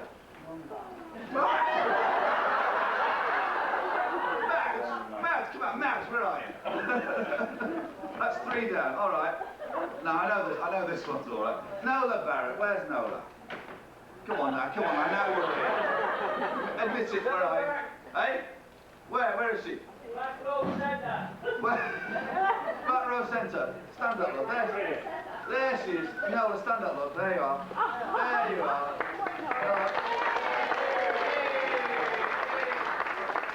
This is Nola Barrett, and she's Danny Brogan. Where are they? Over there, Danny. That's Danny Brogan's big sister. She's come all the way from Manchester. She's flown all the way from Manchester. Her arms are absolutely brilliant. Flown all the way from Manchester just to see a little brother in this show, which I think is very nice. Very good.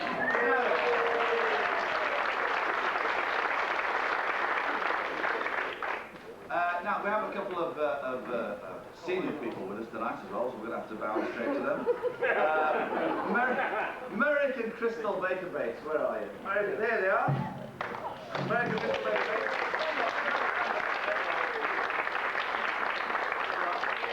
He's in fact, Mr. Baker-Bates is the Consul General in Los Angeles, for the British Consul General in Los Angeles. Come all the way just to see this show, and well, apparently got one or two things to do next week.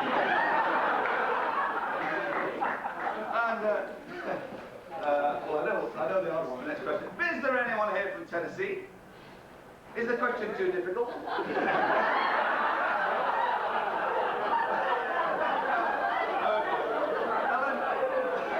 Ellen Pollock, where are you? Ellen Pollock's here somewhere. Where are you? This lady here? Is she not admitting it? This is Ellen Pollock. Is it really Ellen Pollock? Very good. This is Ellen Pollock. She's the Assistant Attorney General in the state of Tennessee. Are you not? She is.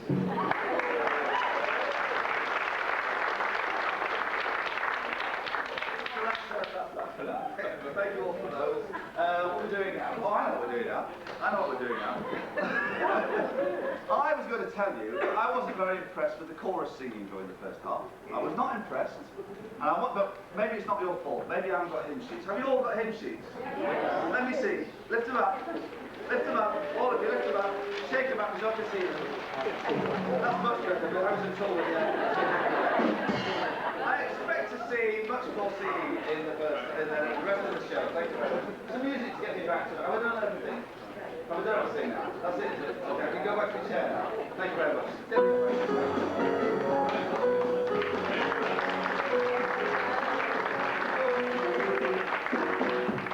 Dear, oh dear. I wonder where those first 4 people are. It's... All right. We now, ladies and gentlemen, we now welcome someone that we're very, very fortunate to have with us, because he's taking time off from starring in the latest Andrew Lloyd Webber musical. Superstar? Jesus Christ.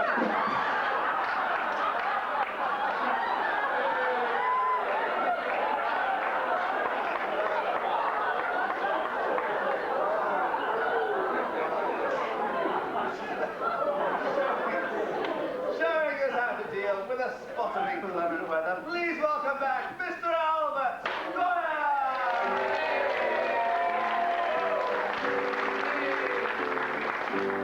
I took the missus and the sister for a spree. Went away to spend a week or two beside the sea. Sat on the beach when the weather was fine. Sat there watching all the people in the brine. Finally that girl kept bobbing up and down, and the wife said to me, now Pat, put your umbrella up before your face, for you mustn't look at things like that. So I put my umbrella up in front of me, and I hid my face behind it. Right in front was a fine fat cook, bobbing up and down, so I meant to have a look. The wife I found came to turning round to talk to her sister Bella, and every time that she turned her head away, up went me little umbrella.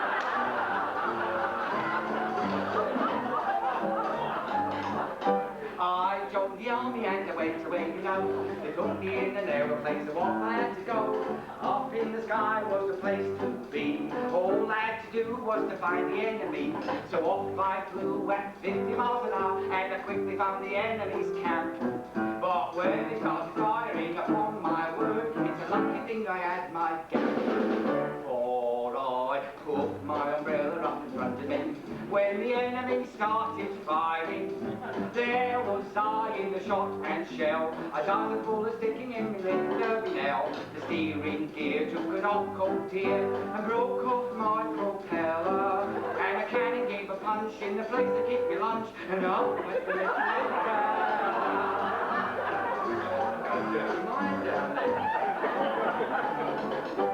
Once in the country when some friends I went to see, I fell into a pond and wetted all my toggery. I took it off but I don't know why, left it hanging on a tree to let it dry. I stood there with very little on, but a funny little straw hard hat. When a lot of saucy little girls came by, well I couldn't stand a thing like that. So I put my umbrella up in front of me, and I hid myself behind it. They all stared when they passed me by, standing there with nothing on and made me feel a guy. I went quite red when they turned and said, "We're shocked at you, young fella." But they ran one and all when the rain began to fall, and off went the yes, they ran one and all when the rain began to fall, and off went the little umbrella.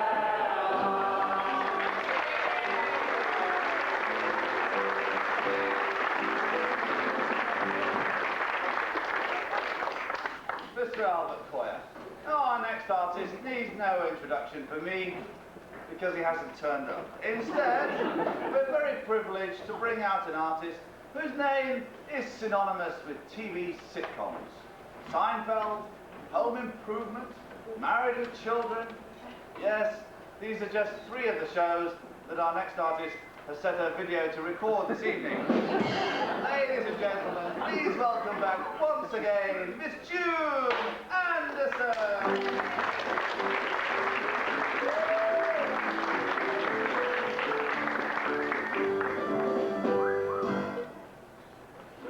Now at the bottom of Adversity Hill is a place called Poverty Street.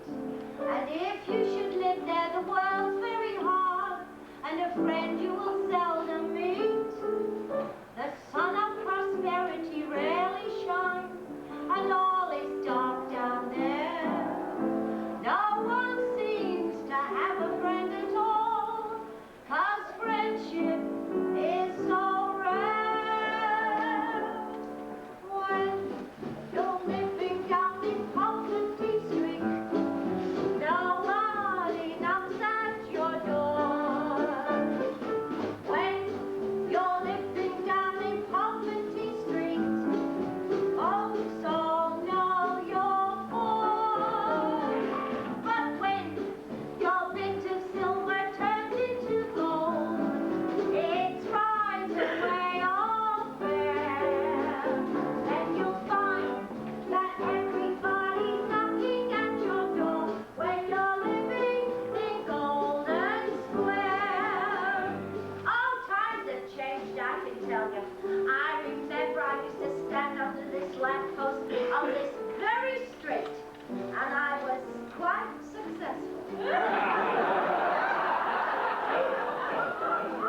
Now, if I pay the rent more than 2 weeks running, the police come round and want to know where I got the money from. Now, if you're living in Prosperity Street, you will find the people so kind. They say what a jolly good fellow you are. If you're wise, you will bear in mind. It's not always you, but it's what you have to give or lend or spend. But when you're poor, it's very hard to find someone who is your friend. When you're living down in Poverty Street, nobody knocks at your door. When you're living down in Poverty Street, folks all know you're poor. But when your bit of silver turns into gold, it's right away all fair. And you'll find that everybody's knocking at your door when you're living in Golden Square. Oh, hello, love. You remember me, don't you? Of course you do, because you was one of my regulars. Hello, darling. You remember me too, don't you? I thought so. Always like to do business with an old established firm. But I don't mind being poor anymore. No, I've got a new sideline now. Yes, I'm selling shares as in the Titanic. And when your bit of silver turns into gold, it's right away on there. Then you'll find that everybody's looking at your door when you're looking in gold and swear.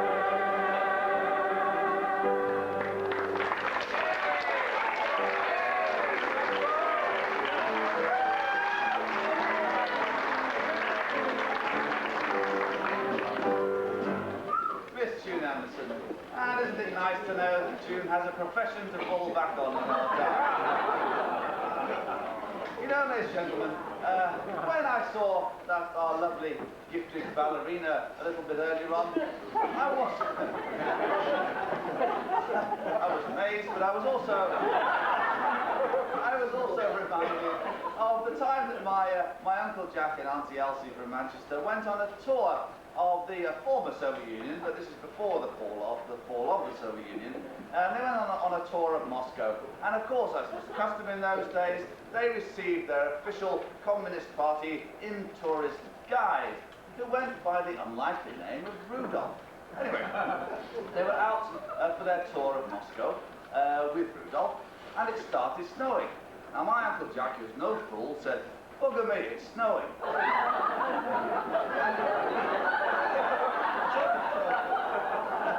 And Rudolph said, "Is not snow, is only rain."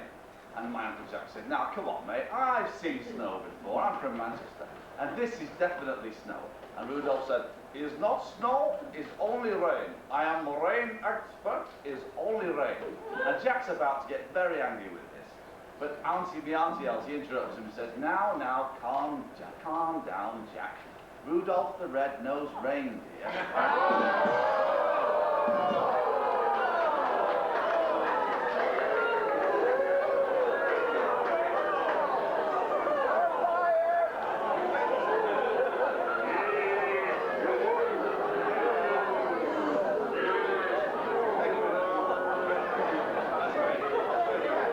And now, ladies and gentlemen, we come to a song concerning the lion's cage, into which we ourselves, accompanied by various members of the company, will now venture, led by Miss Laura Cox.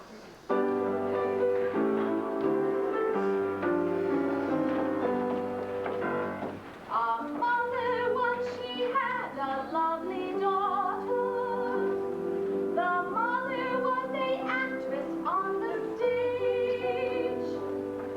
She traveled with a troupe of well-trained lions, and each time she went in the lion's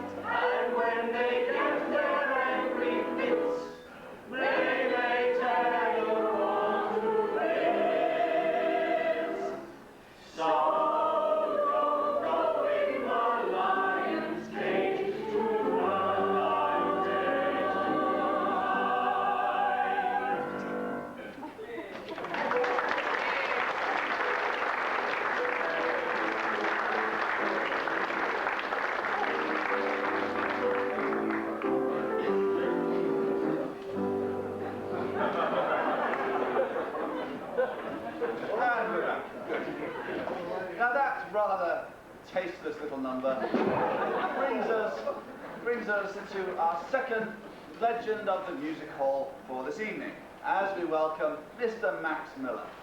Max was the pure gold of the music hall.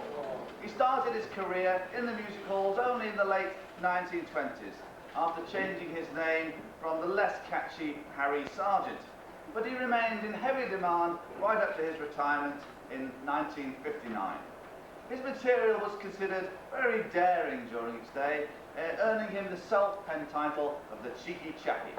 But perhaps his greatest contribution was keeping London's hard-pressed population laughing during the Blitz in 1940. Max used to say, "There'll never be another one like me, missus," and he was right. Ladies and gentlemen, please welcome back the one and only Mr. Max Miller!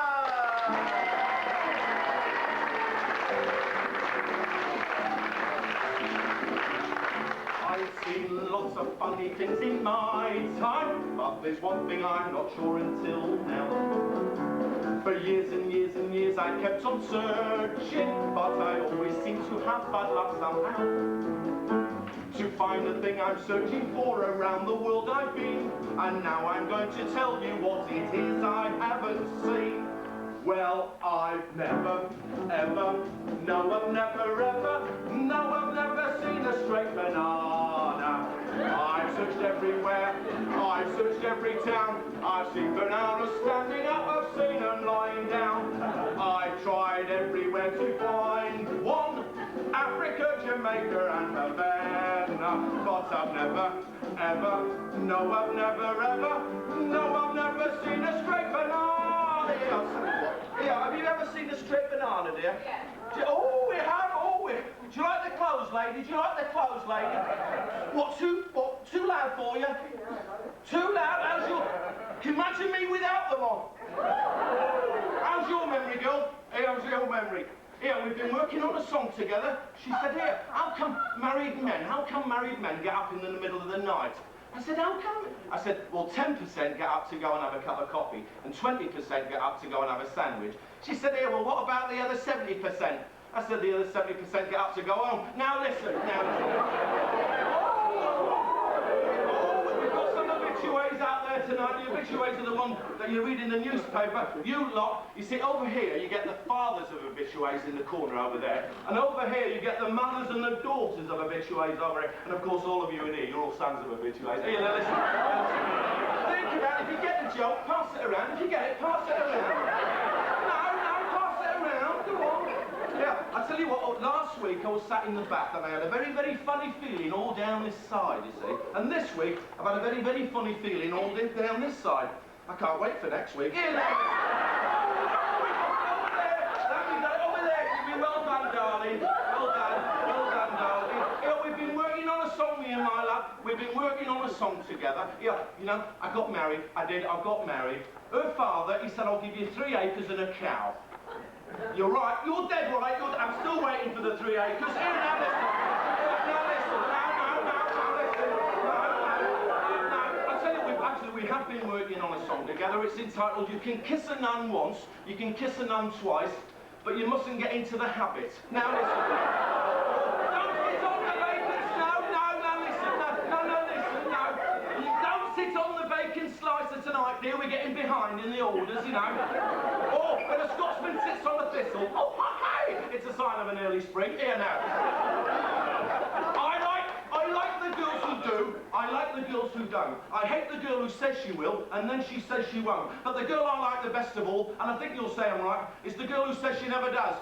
But she looks as though she might. Here, I'll tell you what. Jack and Jill went up the hill to fetch a pail of water. Jill came down with half a crown, but it wasn't for fetching water.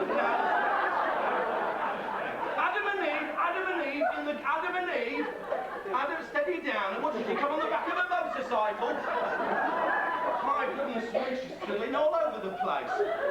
Adam and Eve in the garden dwelt. They were so happy and jolly. I wonder how they'd really felt if all the leaves had been holly. Now listen. She was just a village maiden. Who's to say she was to blame when a wicked squire took away her honest name? So she journeyed up to London to forget her shame when another wicked squire took away her other name. Now listen, hang on, no. There's a little girl, now I've got to tell you this story. There's a little girl and she keeps biting and biting on her fingernails. And her mother said, if you bite your fingernails, you're going to get fat.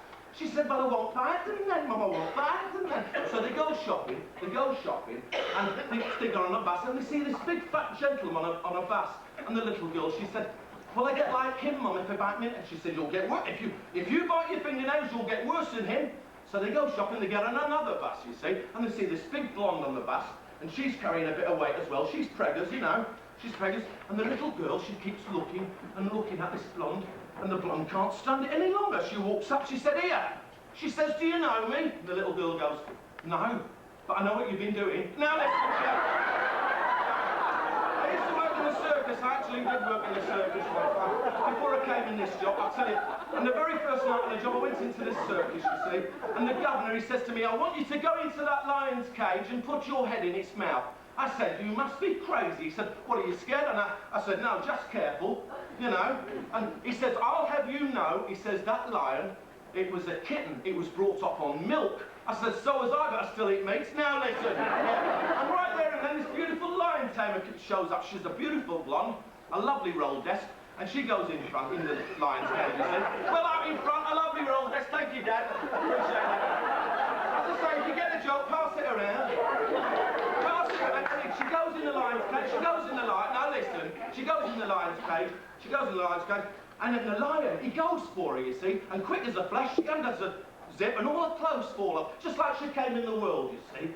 And the lion, he stops and he looks, and then suddenly he starts kissing her all over, he does. And the governor says to me, he says, here, could you do that? I said, yes, throw the lion out, now listen. And the next night, before I go, we're running a bit late, before I go, this fellow, he brings in this big elephant right into the middle of the arena, you see. And he shouts, ladies and gentlemen, anybody make my elephant lie down, there'll be a reward of £50. And the drunk walks out, and he lifts up the elephant's tail, and he kicks it what sounds right in the orchestra stalls, you see. And its legs collapse like cardboard, you see. And he pays him the £50. His governor says, here, change the act, make it more difficult. Tell you what, he says, make it shake its head from side to side. He said, leave it with me, boss. Leave it with me, boss. The next night, ladies and gentlemen, anybody here? And he thinks, make my elephant shake its head from side to side. And the same drunk walks out. He lifts up the elephant's ear. He said, here, do you want another kick in the plums? And the elephant goes,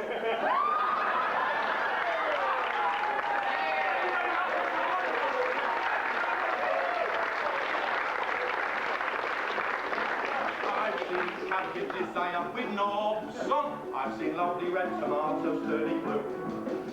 When I've seen scarlet runners running, and I've often seen when the cookies walk too.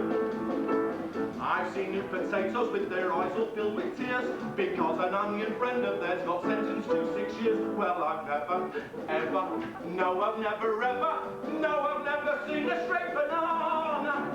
I've searched everywhere, I've searched every town. I've seen bananas standing up, I've seen them lying down. I've tried everywhere to find one, Africa, Jamaica and Havana. But I've never, ever, no, I've never, ever, no, I've never seen a straight banana. Thank you very much.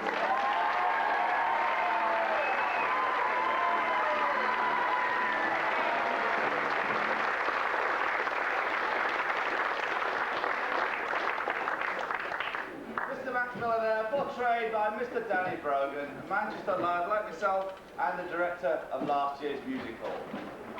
Now, reluctant as I am to tell you a story after he's just been on, we need time to set up. So, we welcome Mr. Wilkie Bard. As well as appearing in the music halls, he was a very successful Drury Lane pantomime dame. He's perhaps best known for introducing to us the alliteration songs, such as She Sells Seashells on the Seashore. Tonight, he provides us with a counterpoint to June's earlier song about a man's second wife, with one of my personal favourites in the music hall repertoire, My Wife's First Husband. Would you please welcome Mr. Wilkie Bard?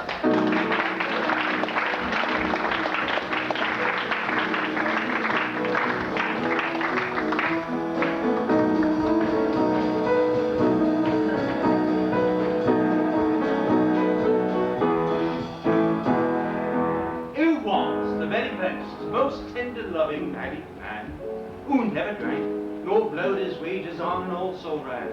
The sweetest, kindest angel since this wicked world began. My wife's first husband. But it was now the suppiest, the sloppiest bassoon that ever borrowed sixpence on a Saturday afternoon. A pig, a word, a micro band, an ignorant buffoon. My wife's second. Me. My wife's first husband, he was too good to live, and bless me, he was too good to live, so he snuffed it, too good to live. But now I'm married to his widow, till so she sorted that her first husband's dead, and so am I.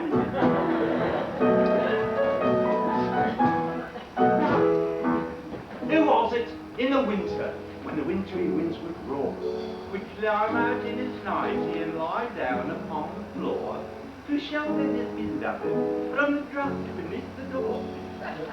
My wife's first husband. But it was now says, blessed Matilda, don't take all the sheets.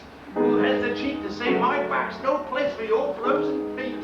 Who has a strong objection to becoming frozen meat? My wife's second. Me. My wife's first husband, he was too good to live, and bless me, he was too good to live, so it's nothing too good to live. But now I'm married to his widow, she sold her first husband's dead, and so am I.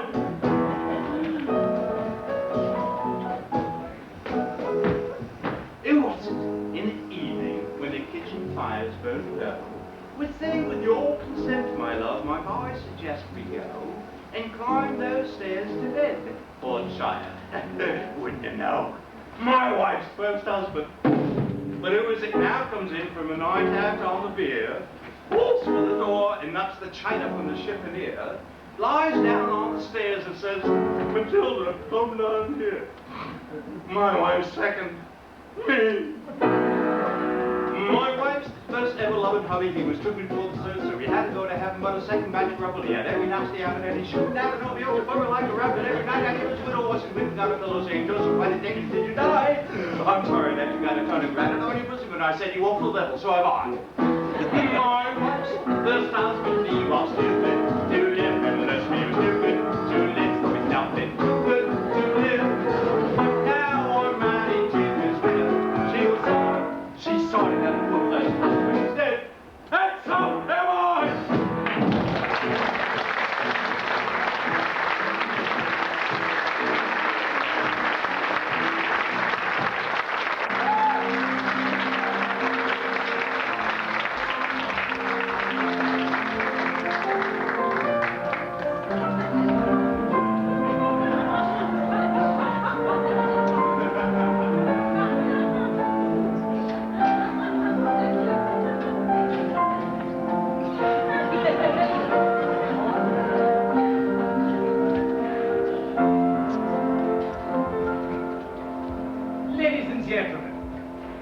Something in the style of an Adelphi melodrama.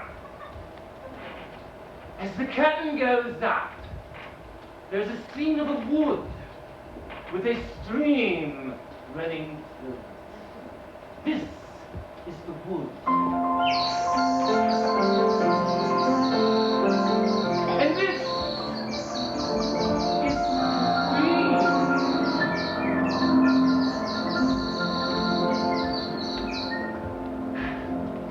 Enter the village maiden, dancing and singing.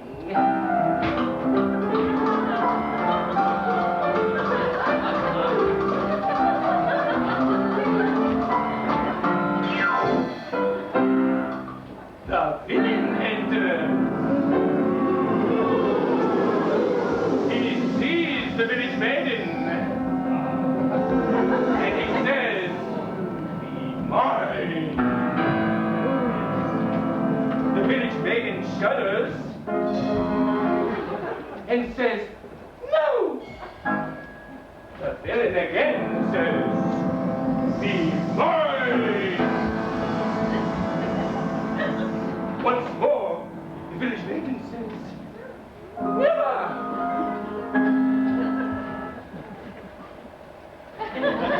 The villain says, "You must." and you shall be mine.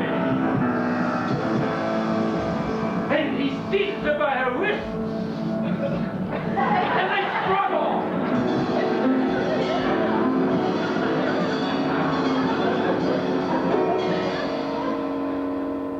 The village maiden screams, and the hero enters.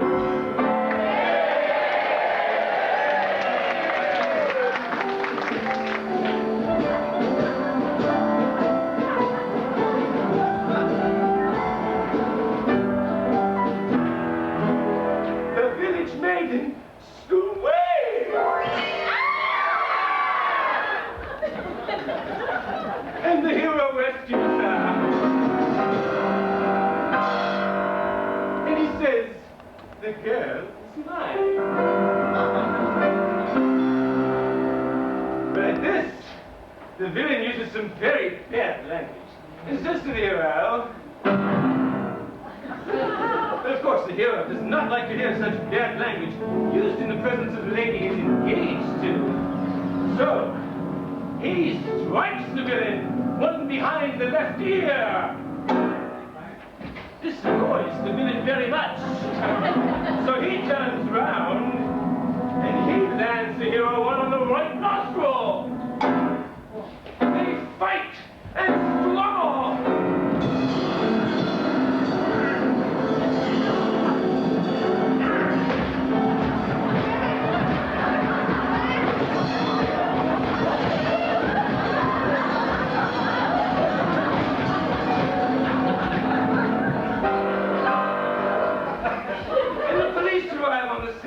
And they're all marched off to the police station.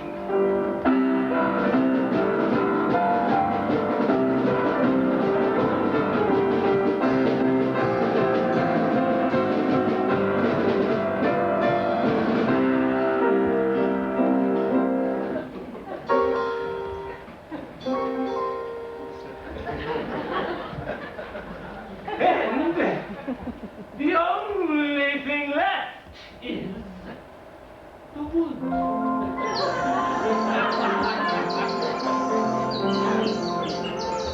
And the tree.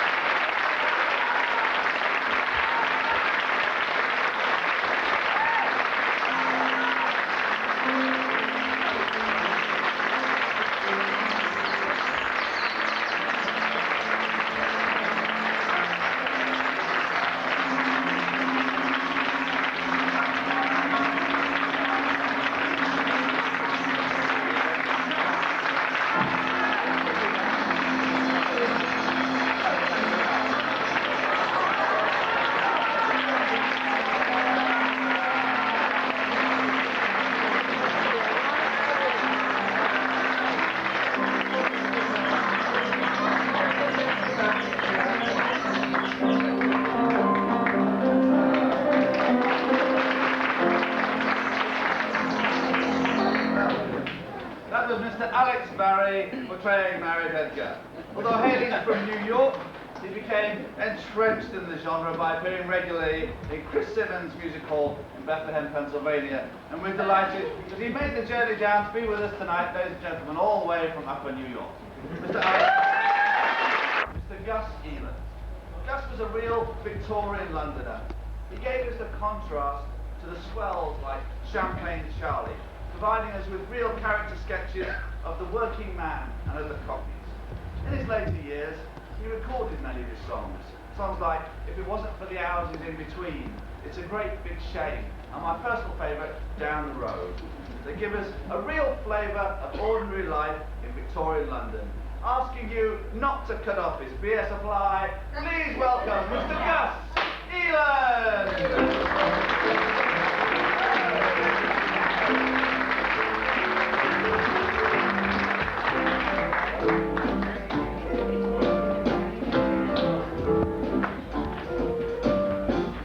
Ladies and gentlemen, I'm going to sing you a real proper Cockney Jersey song. Now you know that the music hall was the British Working Man's Club. And of course, when he was there, he imbibed his favourite beverage. What else? Beer. Yeah. And this sad ditty is about when they tried to take away this poor man's beer.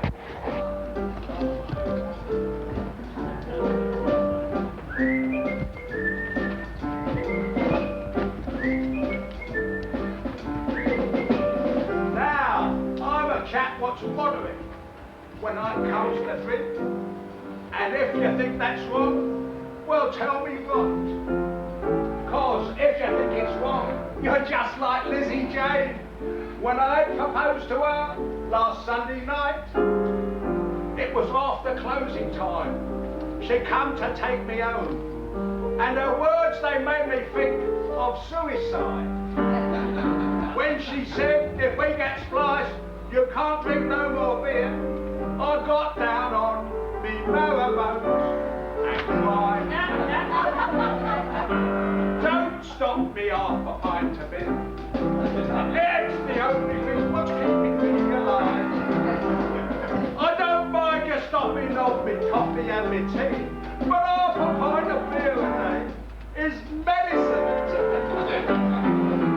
I don't mind you when you're thinking what you do. This is what I'll tell you here.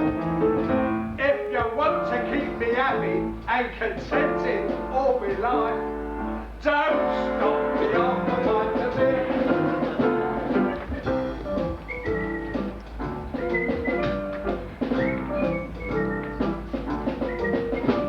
Now I'm a funny bloke, especially when I'm ill. And I had a bad time this time last year.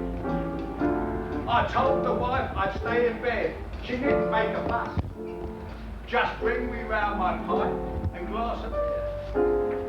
She brought the doctor round instead. And when he saw the drink, he said, throw it out, for it'll do him harm. And when she said, he'll have to cook me milk and eggs, I shouted from me bed in great alarm. Don't stop me off a pint of beer. It's the only thing what's keeping me alive. I don't want your medicine, I don't want your eggs. Half a pint of beer a day will keep me out of bed. I don't want too luxuries like champagne or whiskey, never fear. If you want to keep me out of bed the rest of my life, don't stop me off a pint of beer.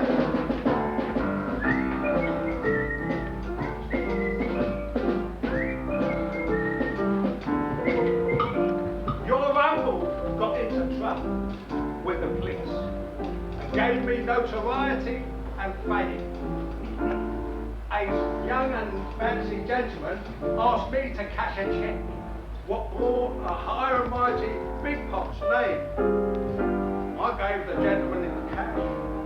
The uncle took a stretch, and so into the prison I was led.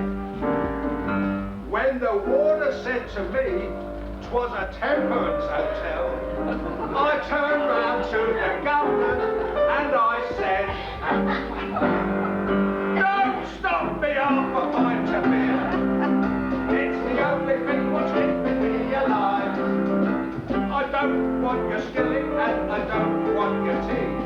Half a pint of beer a day is medicine to me.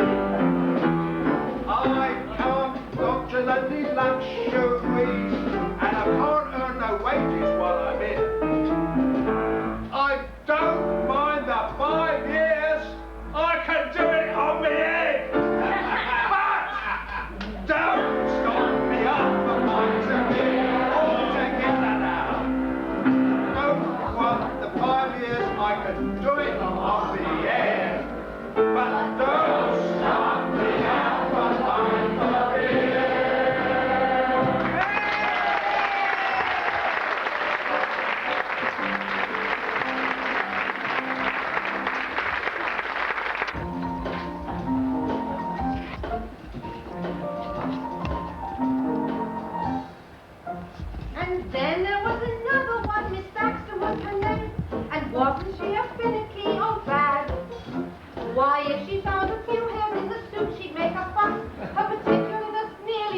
me mad. And the temper she'd get into for the simplest of things. Couldn't bear to see me trying on her hat. I thought that she'd have hit me once, and only 'cause I dropped the hot flat iron upon her Persian cat.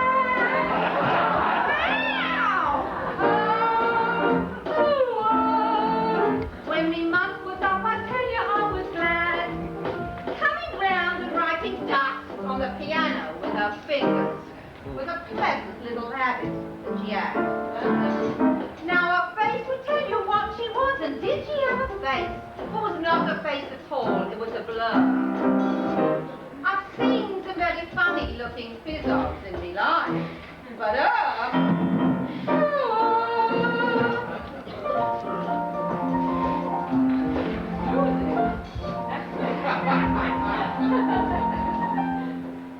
and then on Mrs. Willis was the lineage straight she was. Oh, what a life the month I had with her. Of all the sanctimonious old cats, she was the worst, and sanctimonious ones I can't bear. One holiday, me bloke and I, we'd been out for the day, and me time for getting back was nigh. Well, I don't know how it happened, but we missed the blooming train, and didn't get home till nearly 3. Well, when I say I don't know how it happened, I do know how it happened. No, it wasn't that, it wasn't that. You see, me Vaudeville, oh, he's very jealous. Right. So he says to me, he says, Liza, he says. Now he calls me Liza, because that's my name. Well, it's not really Eliza, it's Elizabeth. But he calls me Liza. Liza, he says, have you loved anyone but me? Well, I mean, what was I to say? I mean, what would you have said? I mean, I didn't want him thinking I'd been standing around waiting for him, did I? No. So I said, well, I have walked out with one or two fellows, and, well, it got to be really nasty. He said, are you hiding something from me? I said, well, don't you think I am? Salome, you know, hiding something on those fellows. Well, he got to arguing like that we missed the last train, which we did, and I didn't get home till 2:30. But of course I knew that there would be a row, but the way that woman raved and snapped and tore about the place was a thing I didn't reckon for somehow. The thing that seemed to worry her, I got a stable dog, and when she saw that she declared, is that my fault? As if I do a minty bit of rabbit skin some more.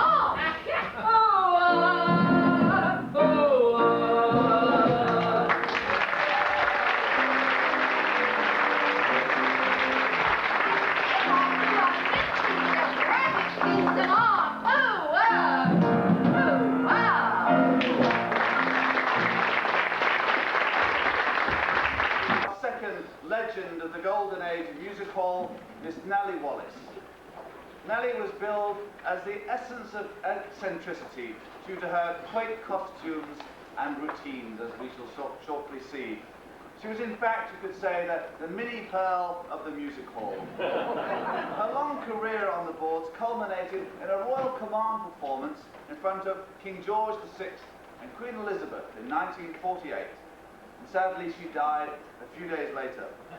Though known among her peers as someone not particularly fond of animals, she left her considerable fortune to the Battersea Dogs Home. Miraculously, however, she is with us this evening. Ladies and gentlemen, would you please welcome the great Nellie Wallace?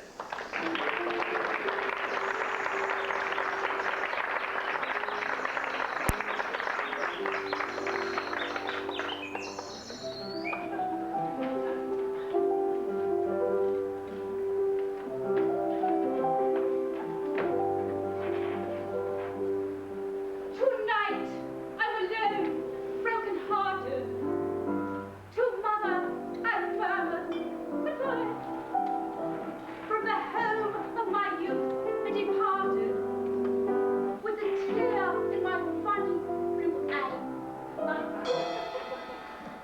get for my troubles. I can't go and try. There's only one thing left for me to inside. Oh, I don't like my mother's pie crust. Eat it.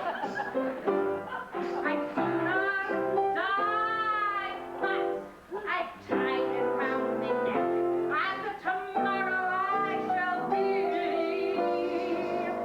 down at the bottom of the deep blue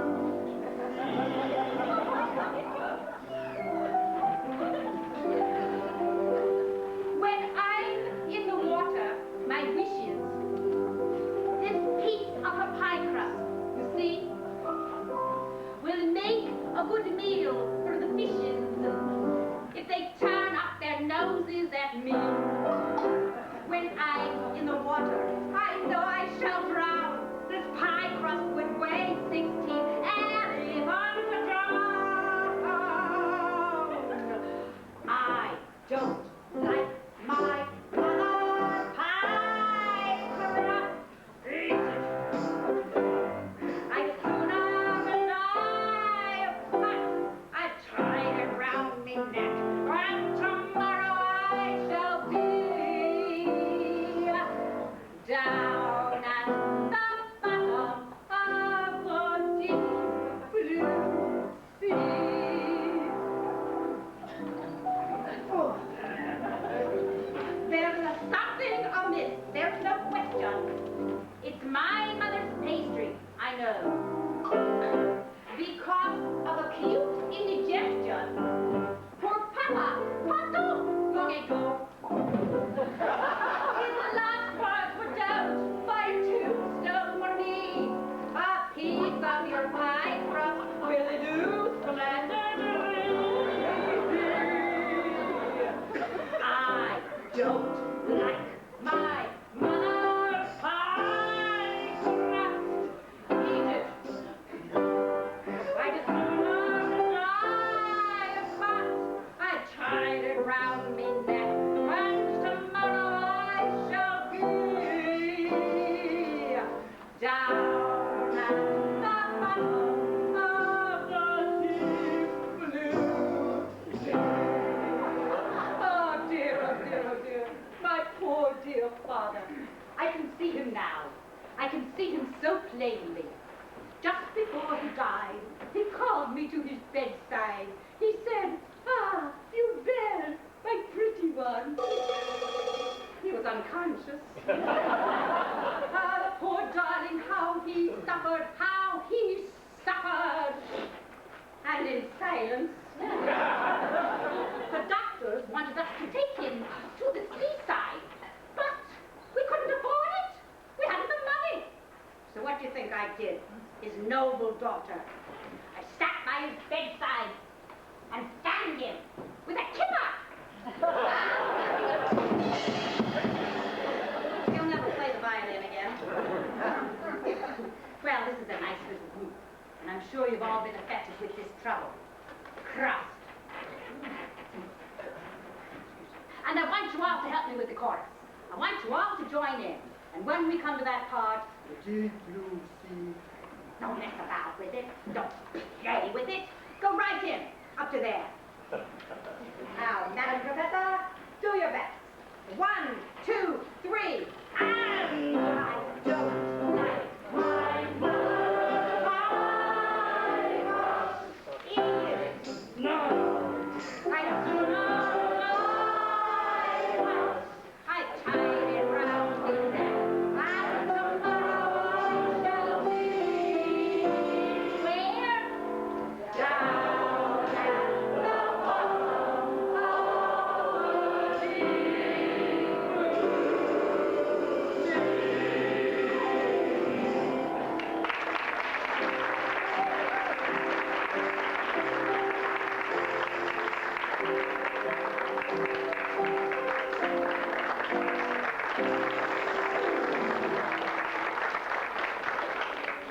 Sarah Kane portraying the great Nellie Wallace. Great pleasure for us to welcome Miss Kane back to the music hall stage after too long a gap. return to the theme, reluctant as I am to tell you a story after he's just been on. We need time to set up. So I will tell you about, I will warn you about the fact that we are about to return to the theme of marriage that we had in our first act. And I must give you ladies a word of warning about the consequences of not following the advice that we gave you at that time. Bloke goes into a pub in Manchester, sees his best friend at the bar, goes up to his friend and says, I've had it with the wife, I've absolutely had it up to here. If there was an easy way to get rid of her, I'd just do it. And the bloke says, are you serious? He says, I've had it up to here. He says, well, do you want to go and see old Arthur Ramsbottom? Artie, we call him, in the other bar. He sorts out that sort of problem. So he goes to the other bar. Goes up to this bloke, says, are you Artie? He says, aye. He says, are you the bloke that knocks off other blokes' wives? He says, aye. He says, well, how much do you charge? He says, $1. He says, $1? He says, aye, I do 2 or 3 a day, you know, keeps me in bare money. He says, all right. Gives him the $1. He says, what do I have to do? Tomorrow morning, 10 o'clock, drop your wife off at Safeways, just by the baked bean counter, and leave the rest to me. So that's what he does. Next morning, 10 o'clock, drops his wife off at Safeways by the baked bean counter.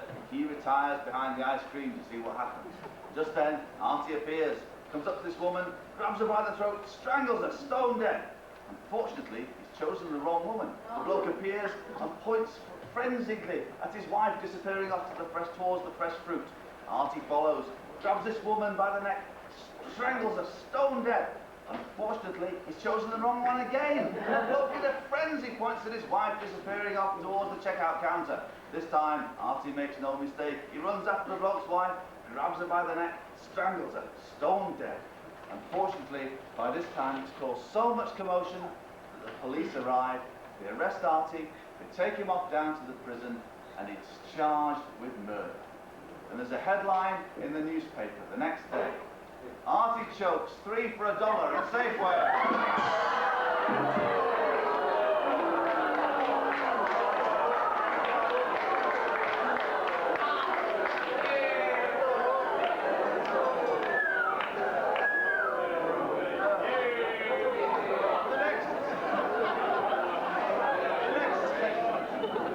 That was the last official appearance of that joke.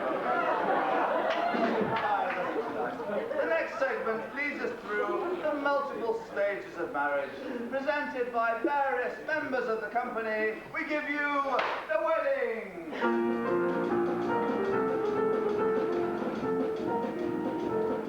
Hey, watch you, Liza. Give us a kiss. Not on your line. You mean I wasted a penny on the tram fare? What's the matter with you? Sure, blimey, I'm going home. Come, Renville. Yeah, what you playing at? You know I love you. What? You know, I love you straight up, I love you. And I've got something very important to tell you. What do you want to say, Bill? Oh, blimey, Liza, sit down a minute. Oh, what do you think you want, Bill? Now listen, and I'll tell you. Liza, it's a beautiful starry night. Liza, the moon is shining bright. I've come around to see if you love. Slip on something if it's only a bar or so. Liza, never mind about your clothes. I'm not a bit particular.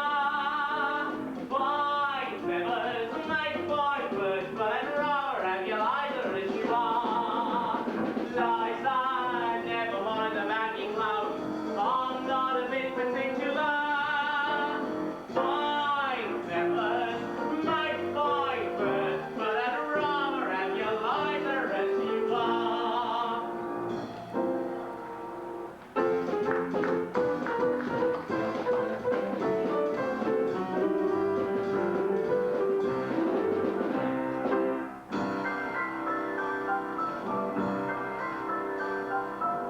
Come on, we're gonna have a little rainy wedding. Come on, young John, Rob's last book ahead. I've got no preaching, I've got the ring. I've got the man, I've got everything. There's a man to play a wedding right. Don't stop the bride at church and be waiting. Don't stop, he mustn't think that I'm hesitating. I wonder where my man Benjamin. He promised he would stand up for me, but here's my honey.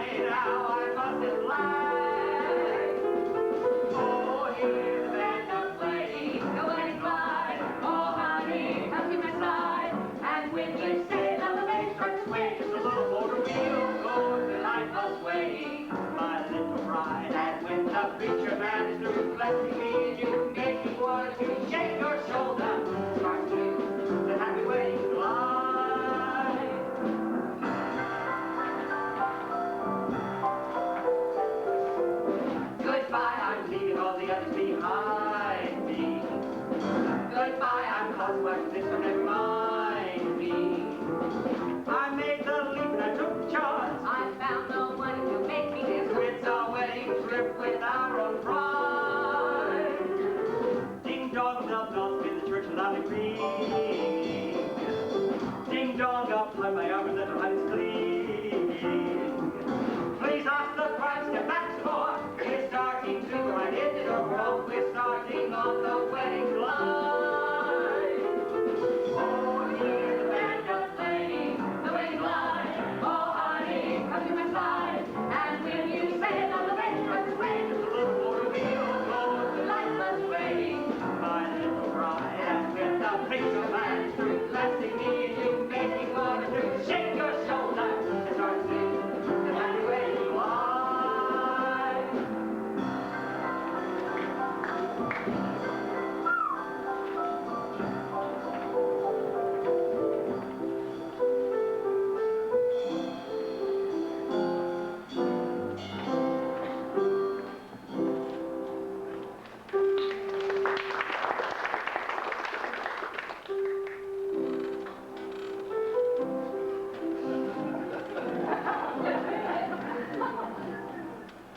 Watchman's like my honey in a factory at night.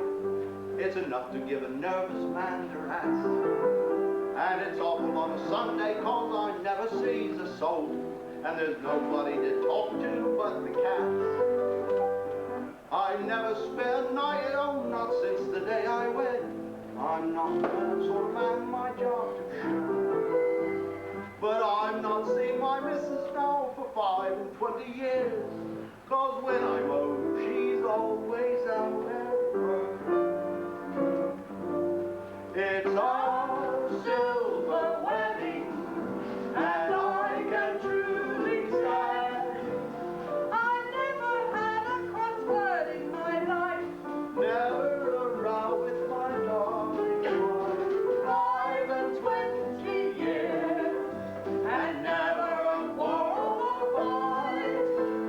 I'm out at work all day. And I'm out at work all night.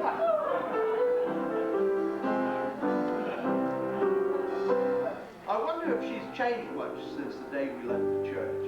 I just had time outside to have a kiss. I had to start work early cause it was a Saturday. And I've not seen her from that day to this. I think I'll ask the governor when I've been there 50 years if I can have a night off just for a while.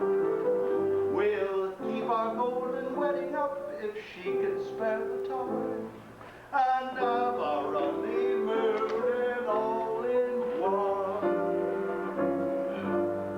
It's our silver wedding, and I can truly say I've never had a cross word in my life. never a row with my darling wife. 25 years, and never a quarrel or fight. I'm out at work all day. And I'm out at work all night.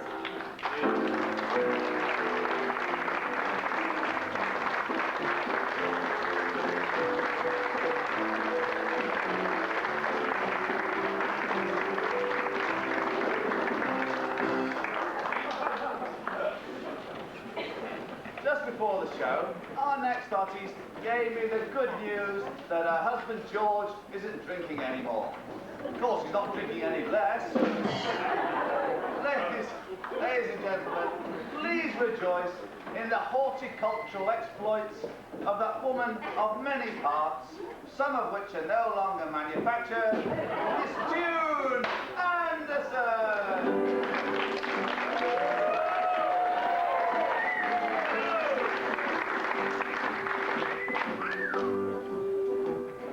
Down our road there lives a man I'd like you all to know. Grew a great big marrow for the local flower show. When the story got around, they came from far and wide. And when the people saw the marrow, everybody cried. Oh,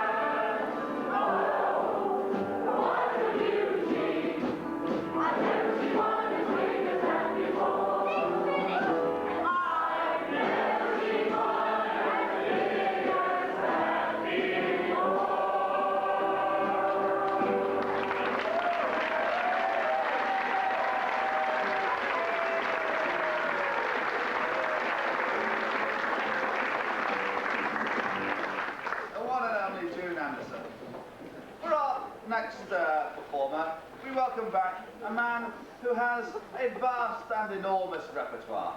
And having shared a dressing room with him, I'm in a position to know just how vast and enormous it is. To return us to a higher cultural plane with an extract from the Bard of Avon, here he is, fresh from his whirlwind tour of the Baltimore Tunnel, Mr. Albert Boyer!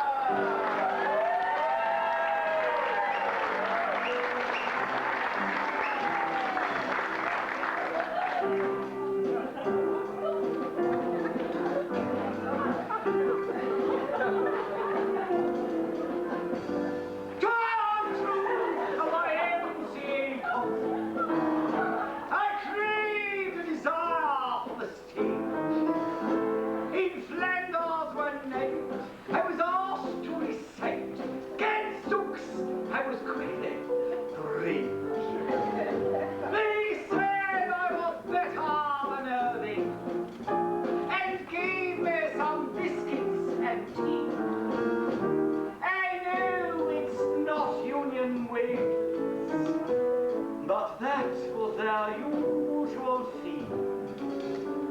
Oh, my king, bought this dress, appeared at your theatre, and what a success! They acted so tragic, the house looked like magic, the audience yelled you supply. They made me a present of Mornington Crescent. They threw it one brick at a time. Someone threw a fender, which caused me a bender. I hoisted my white flag and tried to surrender. They jeered me, they queered me, and half tried to stone me to death. They threw nuts and sultanas, fried eggs and bananas. The night I appeared at Macbeth.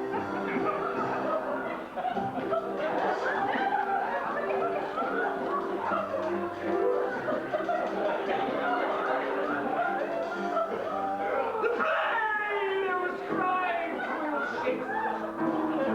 To me like no polish and two. So I threw some bits in from Miss Eleanor Glynn, Nate Gould, and a few bits of Mere. The band played the Bard of Seville, but being too long they made cuts. Then I entered somewhere in Scotland, and I came out in Newington Butts. What a feast! They threw them in bags, self-raising and yeast. I acted so tragic, the house rose like magic. I gave them such wonderful thrill. My tender emotion caused so much commotion, the dresser could lead out their will. The gallery boys straining dropped tears and complaining. The pit put umbrellas up, they thought it was raining. Some booted, some floated, and 5 the band met their death. The 4 program winning, so programs while screaming. The night I appeared at Macbeth.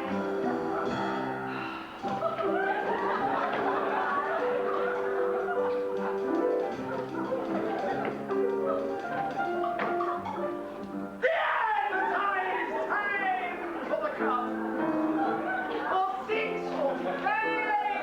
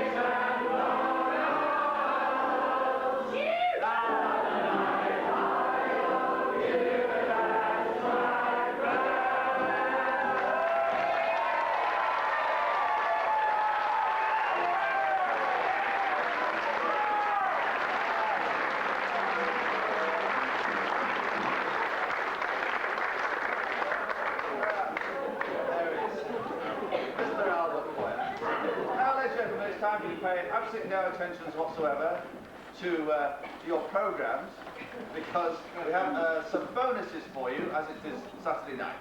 And we're welcoming now our third great legend of the music hall for this evening, and we bring on Mr. George Robey. George Robey was a great favourite of the music hall and a variety of audiences, having begun his career at the Oxford Music Hall in 1891. He was known as the Prime Minister of Mirth, and he was famous for the development of the patter song. He was the second music hall performer to be knighted, after the great Sir Harry Lauder. In 1916, he sang a song in review that was to become world famous, If You Were the Only Girl in the World. And in 1936, he reached a new audience playing Falstaff in Laurence Olivier's film of Henry V. Tonight, he gives us the song that made him famous in the music halls, the classic Bang Went the Chance of a Lifetime. Ladies and gentlemen, please welcome Sir George Robey!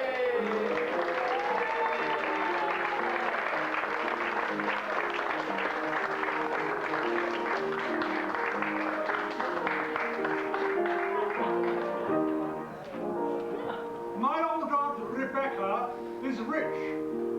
She's the Dowager Duchess of Diddle. When she dies, I inherit $1 million or so, but the old girl's as fit as a fiddle. Whilst gunning the moors on the 12th, in a quiet lonely spot by the sea, I observed someone there by the cliff. I declare, 'twas the Dowager Duchess of D. At the critical moment, some birds came in sight. Thank you, Claude. So I lifted my gun and I blazed left and right, and I nearly hit Auntie. Well, nearly, not quite. And bang went the chance of a wife.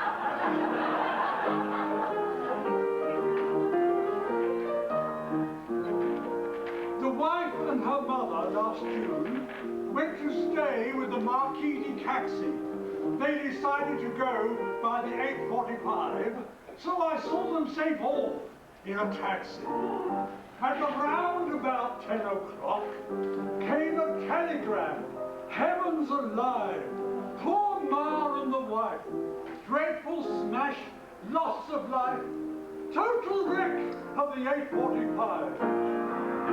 'Twas a terrible crash, 80 passengers slain, and as I manfully struggled my sobs to restrain, the awful news reached me. They both missed the train.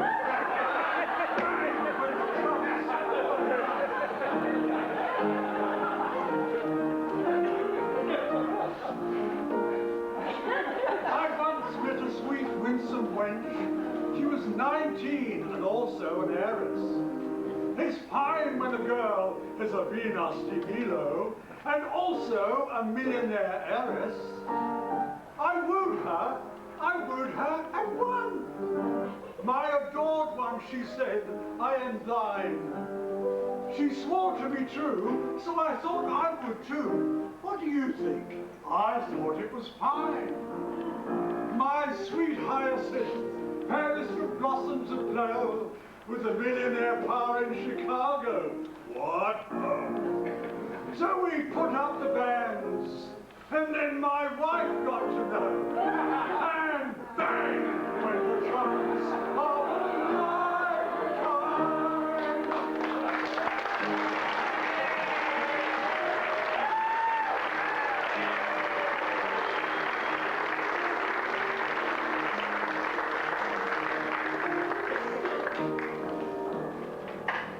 That was the great Len Prosser giving us the great George Robey. Real privilege for me to bring on Len, who just seems to keep getting better, and a twinkle in his eye to keep getting brighter.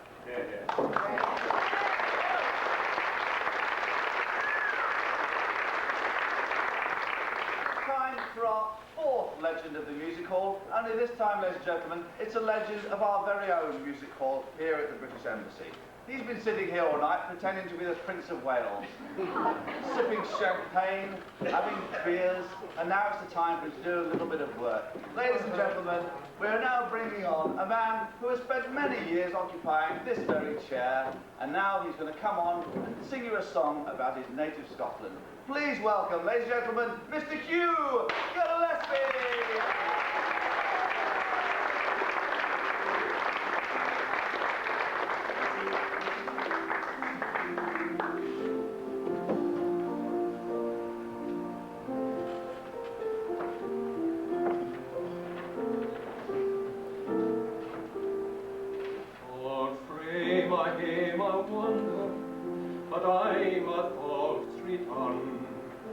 That we place our yonder in the shieling by the barn. I see the cozy ink and the mist up in the brae, and the joy and gladness mingle as I sing some old world lay. And it's all but I'm longing for my info. Oh, they be but humble, fair and plain folk. I am far beyond the sea, but my heart will ever be at home in dear old Scotland, way my aim.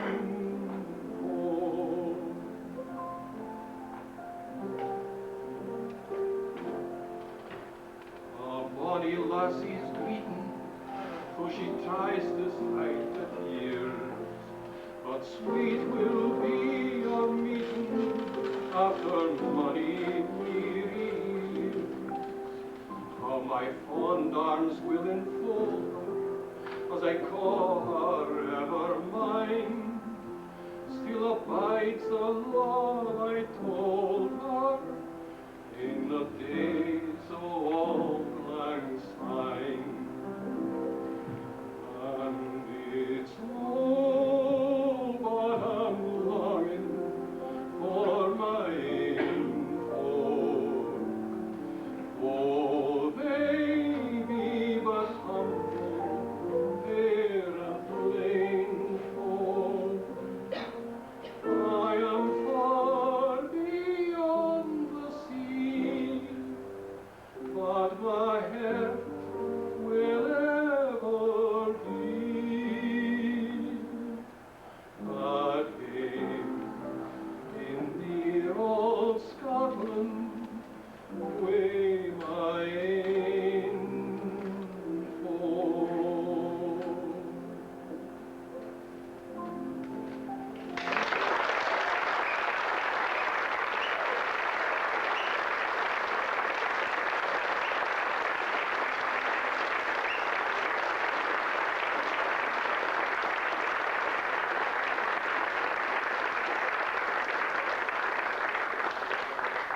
After much too long an absence from the stage, Mr. Hugh Gillespie. And it's now time, ladies and gentlemen, at last, for you to pick up your hymn sheets once again and to sing along with the choruses. But please, one word of warning before you do. Once you've started to sing a chorus, you must finish it. Otherwise, this chorus interrupts us and it'll turn you blind.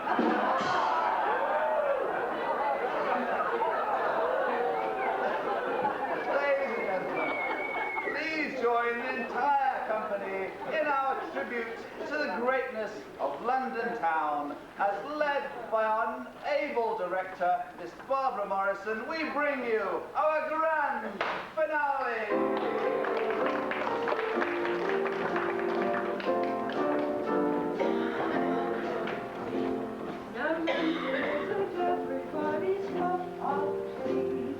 Often you'll hear foreigners complain, noisy, smoky city, but it seems to me there's a fright in the fog and rain. Maybe it's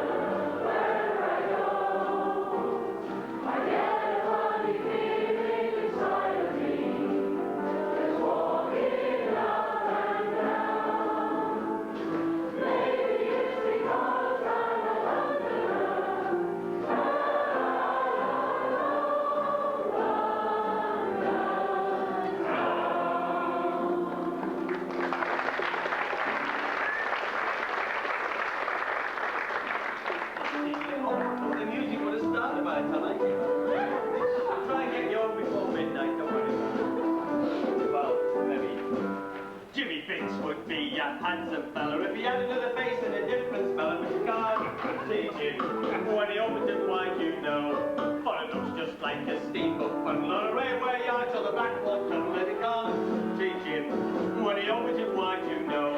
For when Jim goes out walking apart, you can hear the kids all hollering at. What? Ah! Hush, mouth, put him out, put an opens up, go down, what about he's gone? When even the young chap, oh Lord, look away, he's through no man, he used to be for the job. What a guy, poor chap, he's gonna be known to down. For if he did, it's a pity to admit that his face is falling out. You enjoying yourself? I'm gonna put a stop to that right now. Those big mouthed people, and he can whisper in his own ear, ain't that funny, but to lay the dust, he has to go on, you know.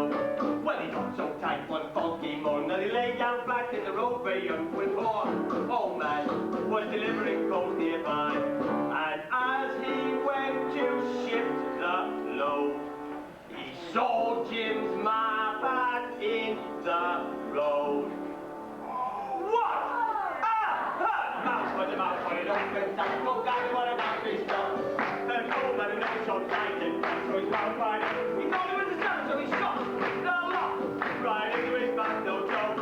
Now Jim Full Jam's got a pretty full of coke, then he tops up loads of coke. There we are. What are you going to do now?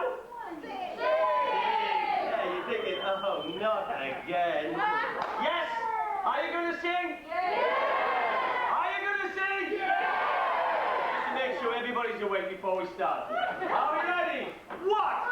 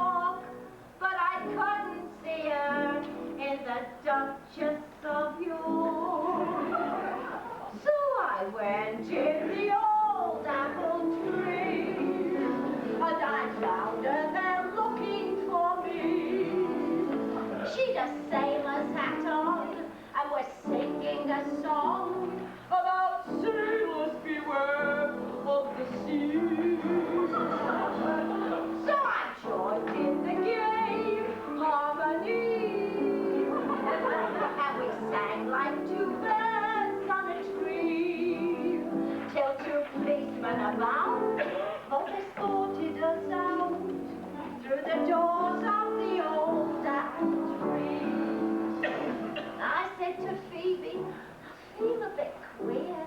My head's going round. She said, so's mine, old dear. So don't ask me, Clarice, to have any more. 'Cause my knees are all over the floor. So let us go home while we're safe and all right. 'Cause it's too late to join the Cheeto Club. So we went in the old apple tree, and the barman kept looking at me. He said, well, I'm sure. Haven't we met before? I said, yes, on the property lease. Then we left. I went in a cafe and had muffins and crumpets and tea. Then all merry and bright, we shook hands, said good night, and went back to the old apple tree.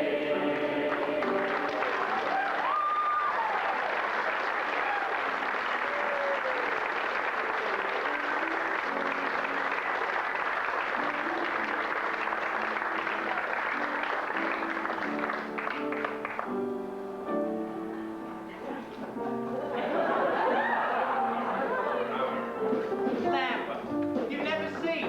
Skies ain't blue and the grass ain't green. It hasn't got the Mayfair touch, but that don't matter very much. We play a different way, not like you, but a bit more gay. And when we've had a lot of fun, oh boy, anytime you're Lambert way, any evening, any day, you'll find us all doing the Lambert walk. Every little Lambert gal, with a little Lambert pal, you'll find us all doing the Lambert walk. Everything's free and easy, to as young well pleasing. Why don't you make your way there? Go there, stay there.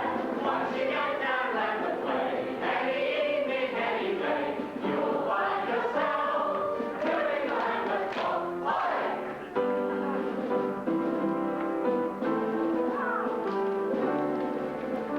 The best way, a heaven-blessed way, just try to be always kind. It doesn't matter what the rest say, you're bound to leave them far behind. It's your job to do your duty, be faithful to all your friends, for England and home and beauty, like old Father Thames. High in the hills, down in the dales, happy and fancy free. Old Father Thames keeps rolling along,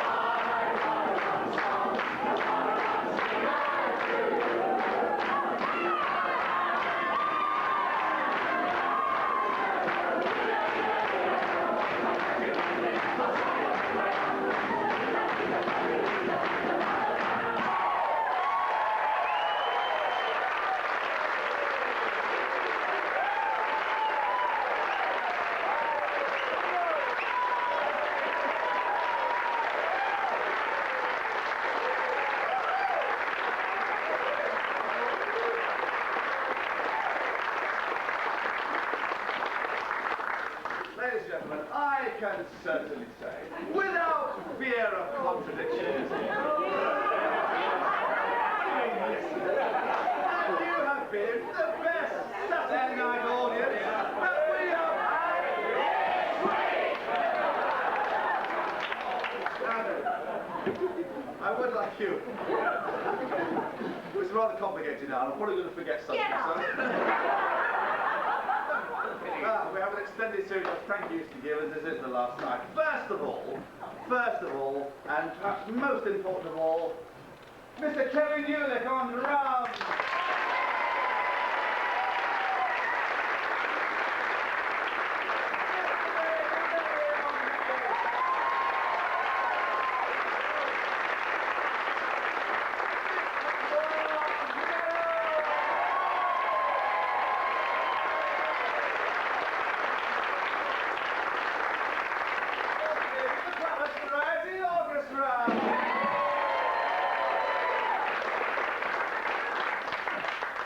Forget our singing, dancing ballet.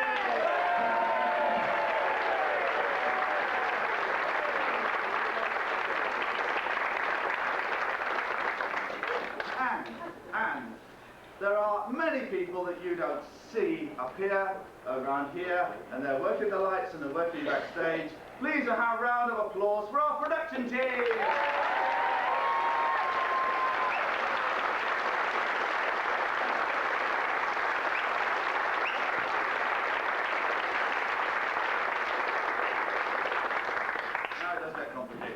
This evening you have seen several of our guest artists performing as legends of the musical, portraying various characters, and we've had a series of these throughout the 2 weeks, and so we thought we'd bring out a few of them that happen to be here this evening, just so you can give them another round of applause. First of all, Mr. Gus Elan was portrayed by Mr. David Esterson.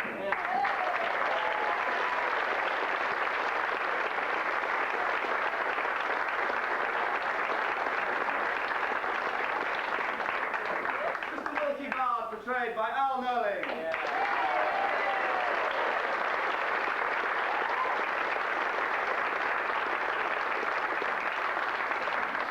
Victoria by Miss Carol Strachan.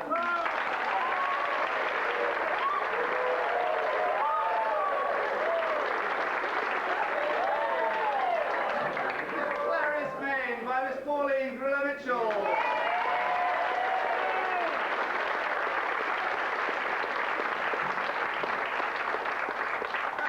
And bizarre Nellie Wallace by Miss Sarah Kay.